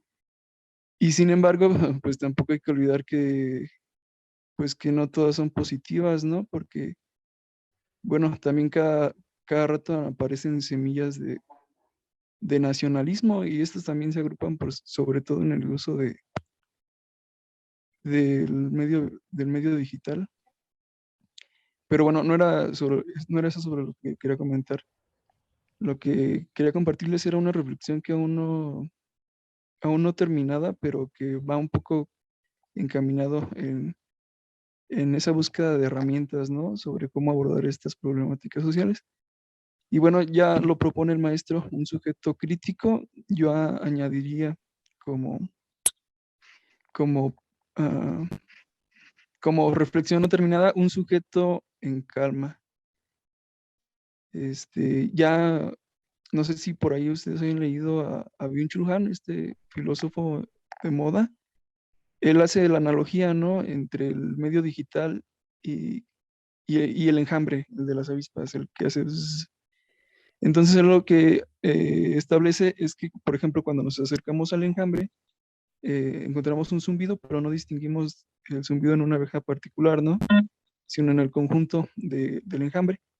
Entonces, la analogía que él hace es que en el medio digital, en las redes sociales, todo el tiempo las personas están comentando estados, subiendo estados, comentando fotos, subiendo fotos, y hay un ruido inmenso, ¿no? Que aunque, y ahí está la contradicción, ¿no? Aparentemente sufrimos una hipercomunicación o disfrutamos de una hipercomunicación, o sea, un exceso de comunicación, pero en los hechos es que cada vez nos entendemos menos, ¿no? Y nos comunicamos menos.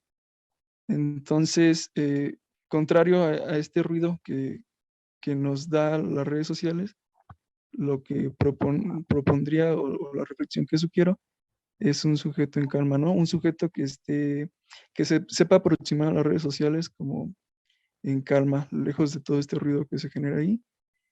Y otra característica que podría tener es que sea como un sujeto situado, que sepa disfrutar del presente que está viviendo y que se despreocupe un poco del futuro y del pasado. Nada más. Gracias. Perfecto. Yo creo que es bastante potente la reflexión que hace el maestro, ¿no? El profesor, porque efectivamente está hablando de una nueva persona, básicamente, ¿no? Está hablando de un nuevo ser, de una nueva perspectiva de entender la vida, esencialmente. Yo creo que eso es un poco que, si bien entiendo las palabras que plantea, ¿no? En esta reflexión, en el sentido de establecer esta postura crítica, sí, claro, pero a la vez también con esa templanza para poder discriminar qué es ruido de aquello que no lo es. Bueno, esa metáfora también me parece muy atractiva porque, claro, estamos en un mundo en el cual es tanto el bombardeo de información, son tantas las verdades que transitan, que a veces también podemos caer en esos peligros, como él plantea, ¿verdad?, de estos nacionalismos, de estos chauvinismos trasnochado un poco, que es peligroso también para la construcción de una sociedad nueva. No nos podemos dejar llevar en este afán, ¿verdad?, medio Trump, de cerrar la frontera, o de conocer la otra edad, ¿no? Entonces,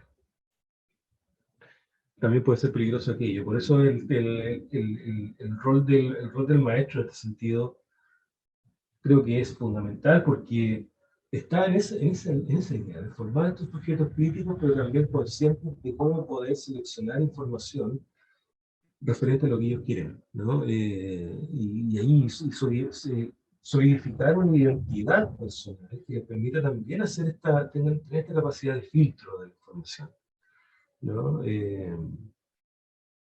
Creo que eso es un elemento clave en ese sentido. Yo la verdad quería continuar un poco, pero me voy a saltar un par de diapositivas, si ustedes me permiten, porque básicamente apelan un poco de conceptos que nosotros ya hemos conocido o conocemos, por ejemplo, la definición de cyberbullying o la definición de sexting o de grooming, que yo entiendo que son conceptos que de cierta manera los conocemos un poco y que forman parte de lo que es el acoso a través de las redes sociales. Pero como a mí me gusta simplificar bastante este tipo de cosas que estamos conversando, les voy a dejar esta cita que a lo mejor a ustedes les va a parecer conocida, y que plantea lo siguiente. Leyendo, dice, octubre de 2021, es decir, reciente. Son las 15 horas y Sara se encuentra desesperada. Ha ocurrido un fallo en las redes sociales a nivel global y parece que ha ocurrido un daño grave que va a requerir unas horas para su reparación. Sara y otros vecinos de la zona ya han realizado más de 10 consultas en Internet a portales especializados solicitando desesperadamente hora de reposición del servicio. El sentimiento de aquella niña de 13 años es de desesperanza total y no sabe qué otra cosa puede ponerse a hacer. No sabe con quién hablar, se siente sola y vacía. Su mundo se ha derrumbado en 15 minutos.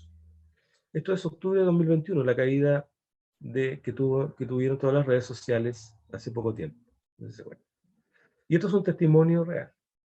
Una niña de 13 años que plantea que su vida ha sido destrozada, que no sabe qué otra cosa hacer, que no sabe con quién conversar, que se siente sola y vacía, y que su mundo se ha derrumbado porque se demoró todo el día en llegar WhatsApp, Instagram y Facebook. Entonces, básicamente, ese es el tipo de personas que nosotros estamos ayudando a formar. O ese tipo de comentarios o ese tipo de forma de entender la vida es lo que tienen nuestros jóvenes hoy en día. Ahí está el papel también de ser crítico respecto de quién es que estamos formando y cómo. Por eso que se plantea desde algunas perspectivas más actuales, se plantea este concepto de la desintoxicación digital. ¿Sí? Así como nos desintoxicamos después de haber ingerido alimentos muy fuertes, comemos algo más liviano, o tomamos agua para poder desintoxicar nuestro cuerpo, también se habla respecto de una desintoxicación digital que está ligada con la búsqueda de terminar con comportamientos adictivos, repetitivos o obsesivos, ¿bien? Y que muchas veces pasan a ser incluso ocultos, ¿no? No nos damos cuenta de ello, ¿no? Por ejemplo, algunos datos que se obtienen en algunos estudios habla, por ejemplo, que el 92% de los adolescentes informa que se conecta a Internet a diario. Y el 24% de esos usuarios accede a Internet a través de computadoras portátiles, tablets y dispositivos móviles. Es decir, no es tan solo un cuento de que uno llegue a la casa y se conecta, sino que está hiperconectado todo el día, en todo momento, en todo lugar. Por lo tanto, la obsesión, ¿cierto?, que se va generando en términos de estar siempre en línea, ¿bien?, ya es una patología que se reconoce. Incluso hay casos, por ejemplo, en Japón, en Corea del Sur, ¿cierto?, en donde se han dado casos de niños que han muerto conectados a juegos en línea. Que han estado 24 horas sin comer. Absolutamente conectados. Entonces, Hay cosas que a veces pasan desapercibidas, ¿cierto? En este mundo tan rápido, que va evolucionando tan rápido, ¿cierto? Que nos hace dejar de lado y ver lo que está sucediendo al interior de nuestros propios hogares. Hay varias patologías que se van dando de producto de esta intoxicación digital. Dentro de las cuales hay un concepto que me gustó mucho que se llama FOMO. No sé si lo habían escuchado ustedes, FOMO, que es el Fear of Missing Out. Y que en palabras simples significa el miedo a estar perdiéndose algo. Y es una patología, fíjense ustedes. Pregúntele, por ejemplo, a alguno de sus niños si alguna vez ha sentido esa patología. O sea, no esa patología, si alguna vez ha sentido esa sensación de que se está perdiendo algo porque se le quedó el teléfono en la casa. O a quién de nosotros no nos ha pasado, por ejemplo, que salimos a la calle y lo primero que nos tocamos son los bolsillos, ¿no? Andamos con el teléfono o andamos con el teléfono. Y si no andamos con el teléfono, empieza una suerte de comportamiento nervioso de que me tengo que devolver a buscar el teléfono porque algo puede pasar, me puedo estar perdiendo algo. Pero pasa lo mismo con ese concepto, ¿no? El concepto de quedar excluido de las redes sociales, ¿no? Porque toda la verdad, o todo lo que es verdad, pasa por las redes sociales, ¿no? Lo viste en Instagram, lo viste en Facebook, lo viste en Twitter, ¿no? Si no aparece ahí es porque no existe, pero o sea, no es verdad, ¿no? Bien. Pero también el tema de la anulación de la creatividad, ¿no? Está todo hecho. La pérdida del análisis crítico de la realidad, volvemos sobre el punto que hablábamos hace un rato. La falta de reconocimiento de noticias verdaderas, la falta de filtro, que hablábamos un poco también en el profesor hace un rato, ¿verdad? Dejarse influenciar por las noticias o tendencias de las redes sociales, aislamiento y problemas de socialización, pensamientos obsesivos y comportamientos compulsivos, aumento del riesgo de sufrir depresión, irritabilidad o ansiedad. Fíjense ustedes todos los elementos de orden negativo que pueden estar causando entonces esta adicción ni siquiera a las redes sociales, sino que esta adicción a estar conectados. Bueno, ahí donde decía, ¿cierto?, que estos son estos conceptos que me voy a saltar un poco, como por ejemplo el ciberbullying, que ustedes saben lo que significa, ¿verdad?, que es este acoso mediante las redes sociales, principalmente, ¿cierto?, que es básicamente un acoso de orden psicológico. Y lo que busca es agredir a otra persona en función de la publicación de contenido que pueda atentar contra su integridad física o psicológica.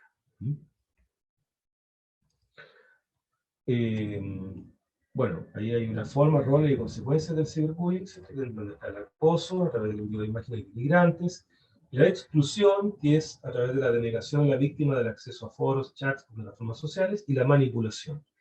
Es el uso de información encontrada en plataformas y que las podemos difundir, ¿no? También presento este esquema, ¿cierto?, en donde está todo lo que se denomina el círculo del ciberbullying, ¿cierto?, en donde está, por ejemplo, en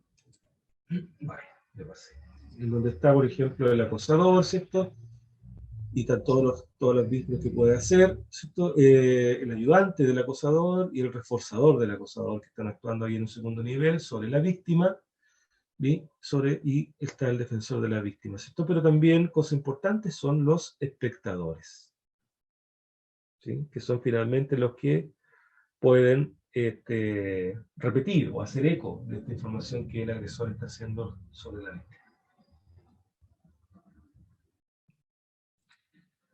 Está también otro tipo de forma de abuso o de acoso, que es el sexting, ¿no?, que este es un poco más grave porque se trata del uso de tecnología digital y la difusión de contenido de índole sexual, ¿no? Que si bien entre adultos puede ser una práctica común y aceptada y en eso no hay problema, pero cuando se da entre niños o entre jóvenes, ya ahí entramos en un proceso más complejo, puesto que se trata muchas veces de capturar esas imágenes y usarlas para manipular o para acosar o chantajear a la persona que publicó esa fotografía. Bien, casos también hay muchos de esos. Bien, y si mal no recuerdo, en esta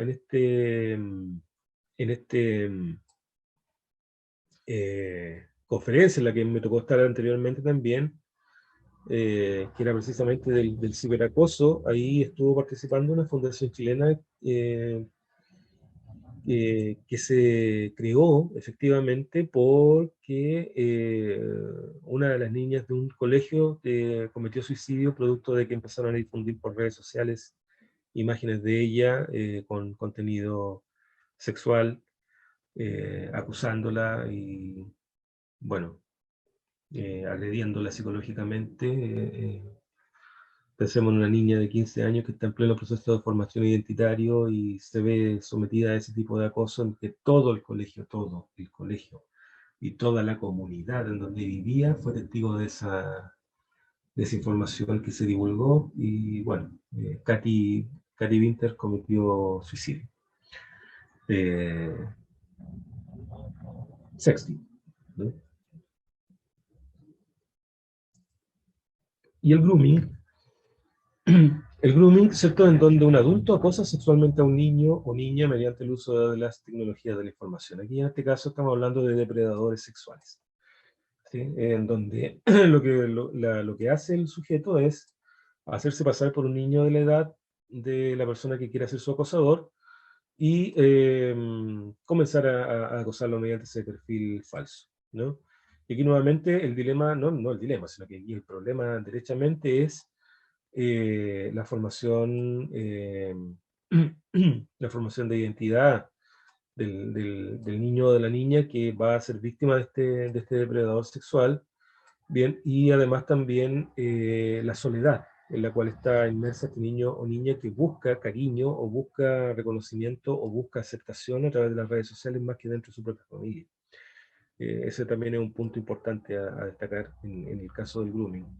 Los acosadores o los depredadores sexuales a través de internet, lo que ellos buscan sus víctimas precisamente entre aquellas que publican cosas como nadie me quiere, me siento sola, mis papás no me comprenden, en el colegio mis profesores no me preguntan cómo estoy, no tengo amigos, etc. Todo ese tipo de publicaciones ellos las van buscando y van creándose un perfil acorde a lo que precisamente esa niña o niño está buscando o necesita, ¿no? Pero en una edad que se ve paralela. Acá en Chile han sucedido casos bien complejos de está involucrado esto. De hecho, no hace mucho una niña de 13 años se escapó con... Y esto fue muy controvertido, porque la forma en la cual lo trabajaron o lo trataron las noticias, los noticiarios, se llevó todas las críticas del mundo, porque, bueno, no sé si ustedes saben, pero acá en Chile la forma de definir al novio o a la novia en un lenguaje coloquial es la palabra pololo o polola. Yo sé que no les hace ningún sentido por sí solo esta palabra, pero es la forma de decir novio o novia, pero sin un vínculo muy, muy formal, ¿no? El noviecito, digamos.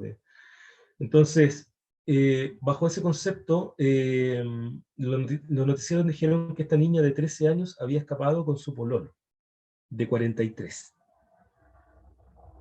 ¿Ya?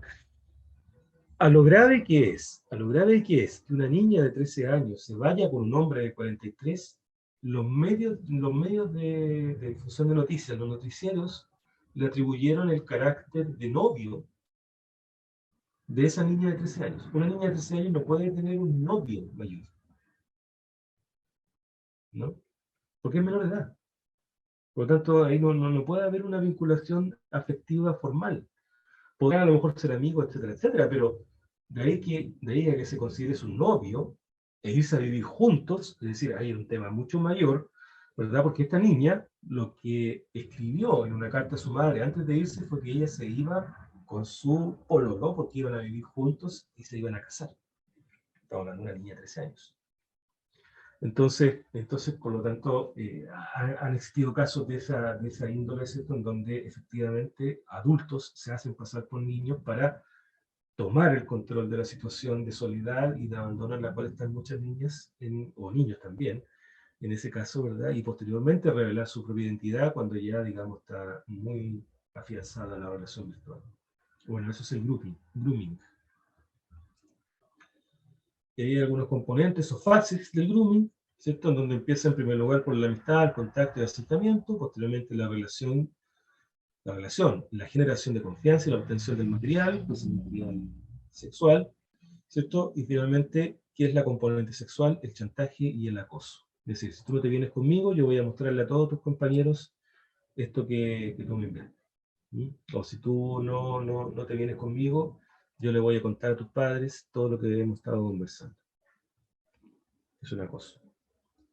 Todos estos son elementos complejos, difíciles, que hay que trabajar, que hay que generar mecanismos dentro de las escuelas para poder colocarles en conocimiento y ver que nuestros niños no estén expuestos a este tipo de elementos. Pero también quisiera destacar, y para terminar, este concepto de ciudadanía digital.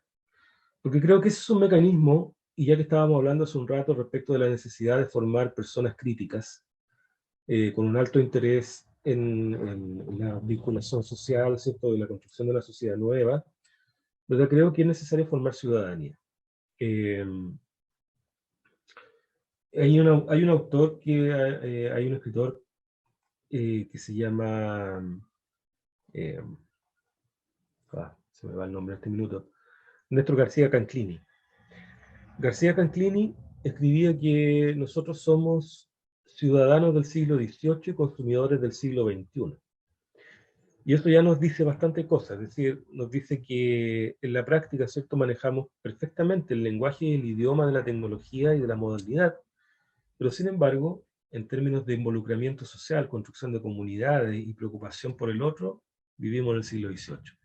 Es decir, no somos ciudadanos en la práctica solamente por el hecho de acudir a votar cada cierto tiempo, sino que somos ciudadanos porque nos preocupamos por nuestra comunidad. No tan solo nuestra comunidad inmediata, sino que nuestra comunidad por extensión, el barrio, la ciudad, la comunidad escolar, ¿cierto? Y en ese sentido, la escuela tiene que formar parte del sistema en donde está involucrado el niño en formación.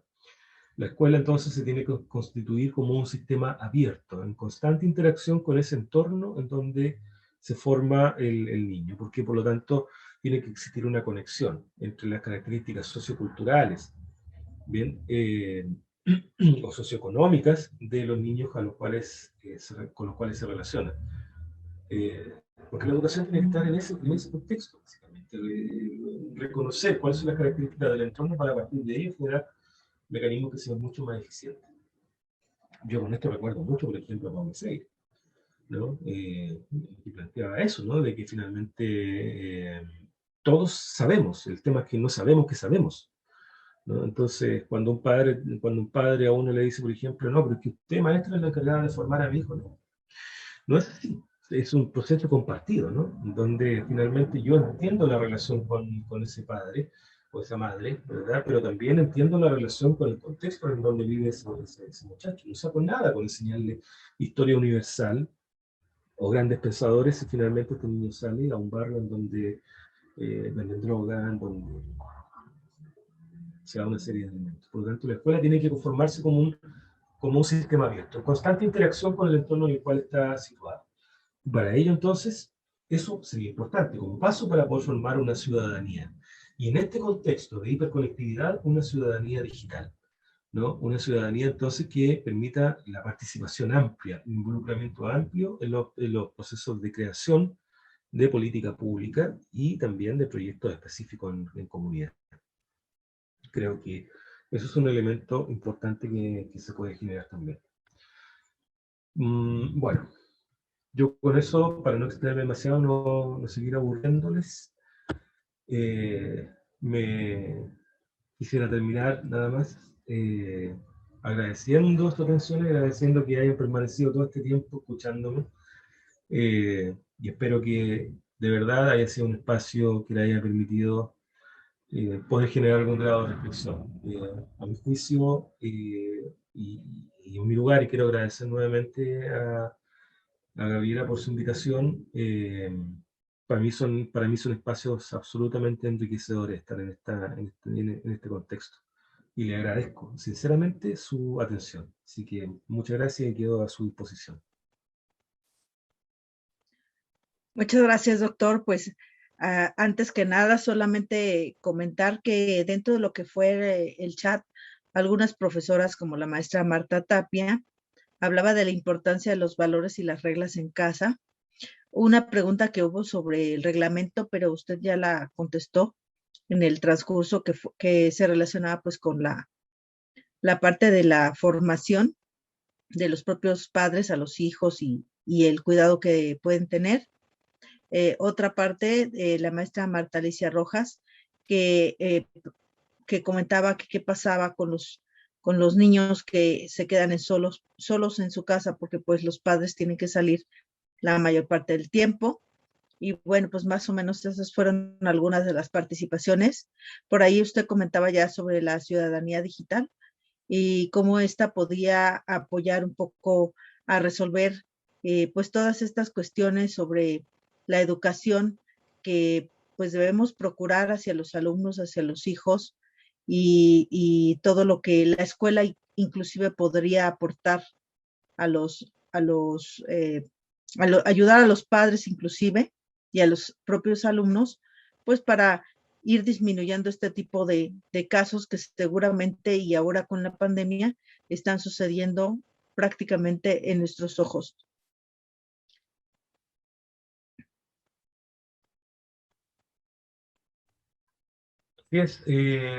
Bueno, yo creo que claramente la respuesta está en esta formación valórica, ¿cierto? Que está presente en la escuela, ¿verdad? Pero que a lo mejor hay que reforzarla en términos de actualizar un poco estos valores en el mundo de lo digital, que como ya sabemos no podemos echarlo atrás y no podemos abstenernos de esa realidad. Y sobre todo esta formación en una conciencia crítica. Yo creo que esa, incluso, insisto, es la clave, a mi juicio, para formar ciudadanos, efectivamente ciudadanos del siglo XXI, ¿no?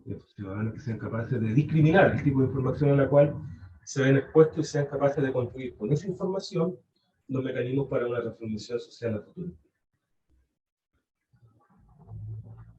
Muy bien. Bueno, pues para darle el agradecimiento oficial, le pido al maestro Juan Miguel Guerrero para hacer el cierre, sin antes agradecer, doctor, y a toda la audiencia su permanencia. Sabemos que por ahí tuvimos algunos que pudieron salir, pero la mayoría estamos aquí, de todos los que iniciamos esta conferencia. Adelante, Miguel. Así es, maestra Gaby, muchas gracias.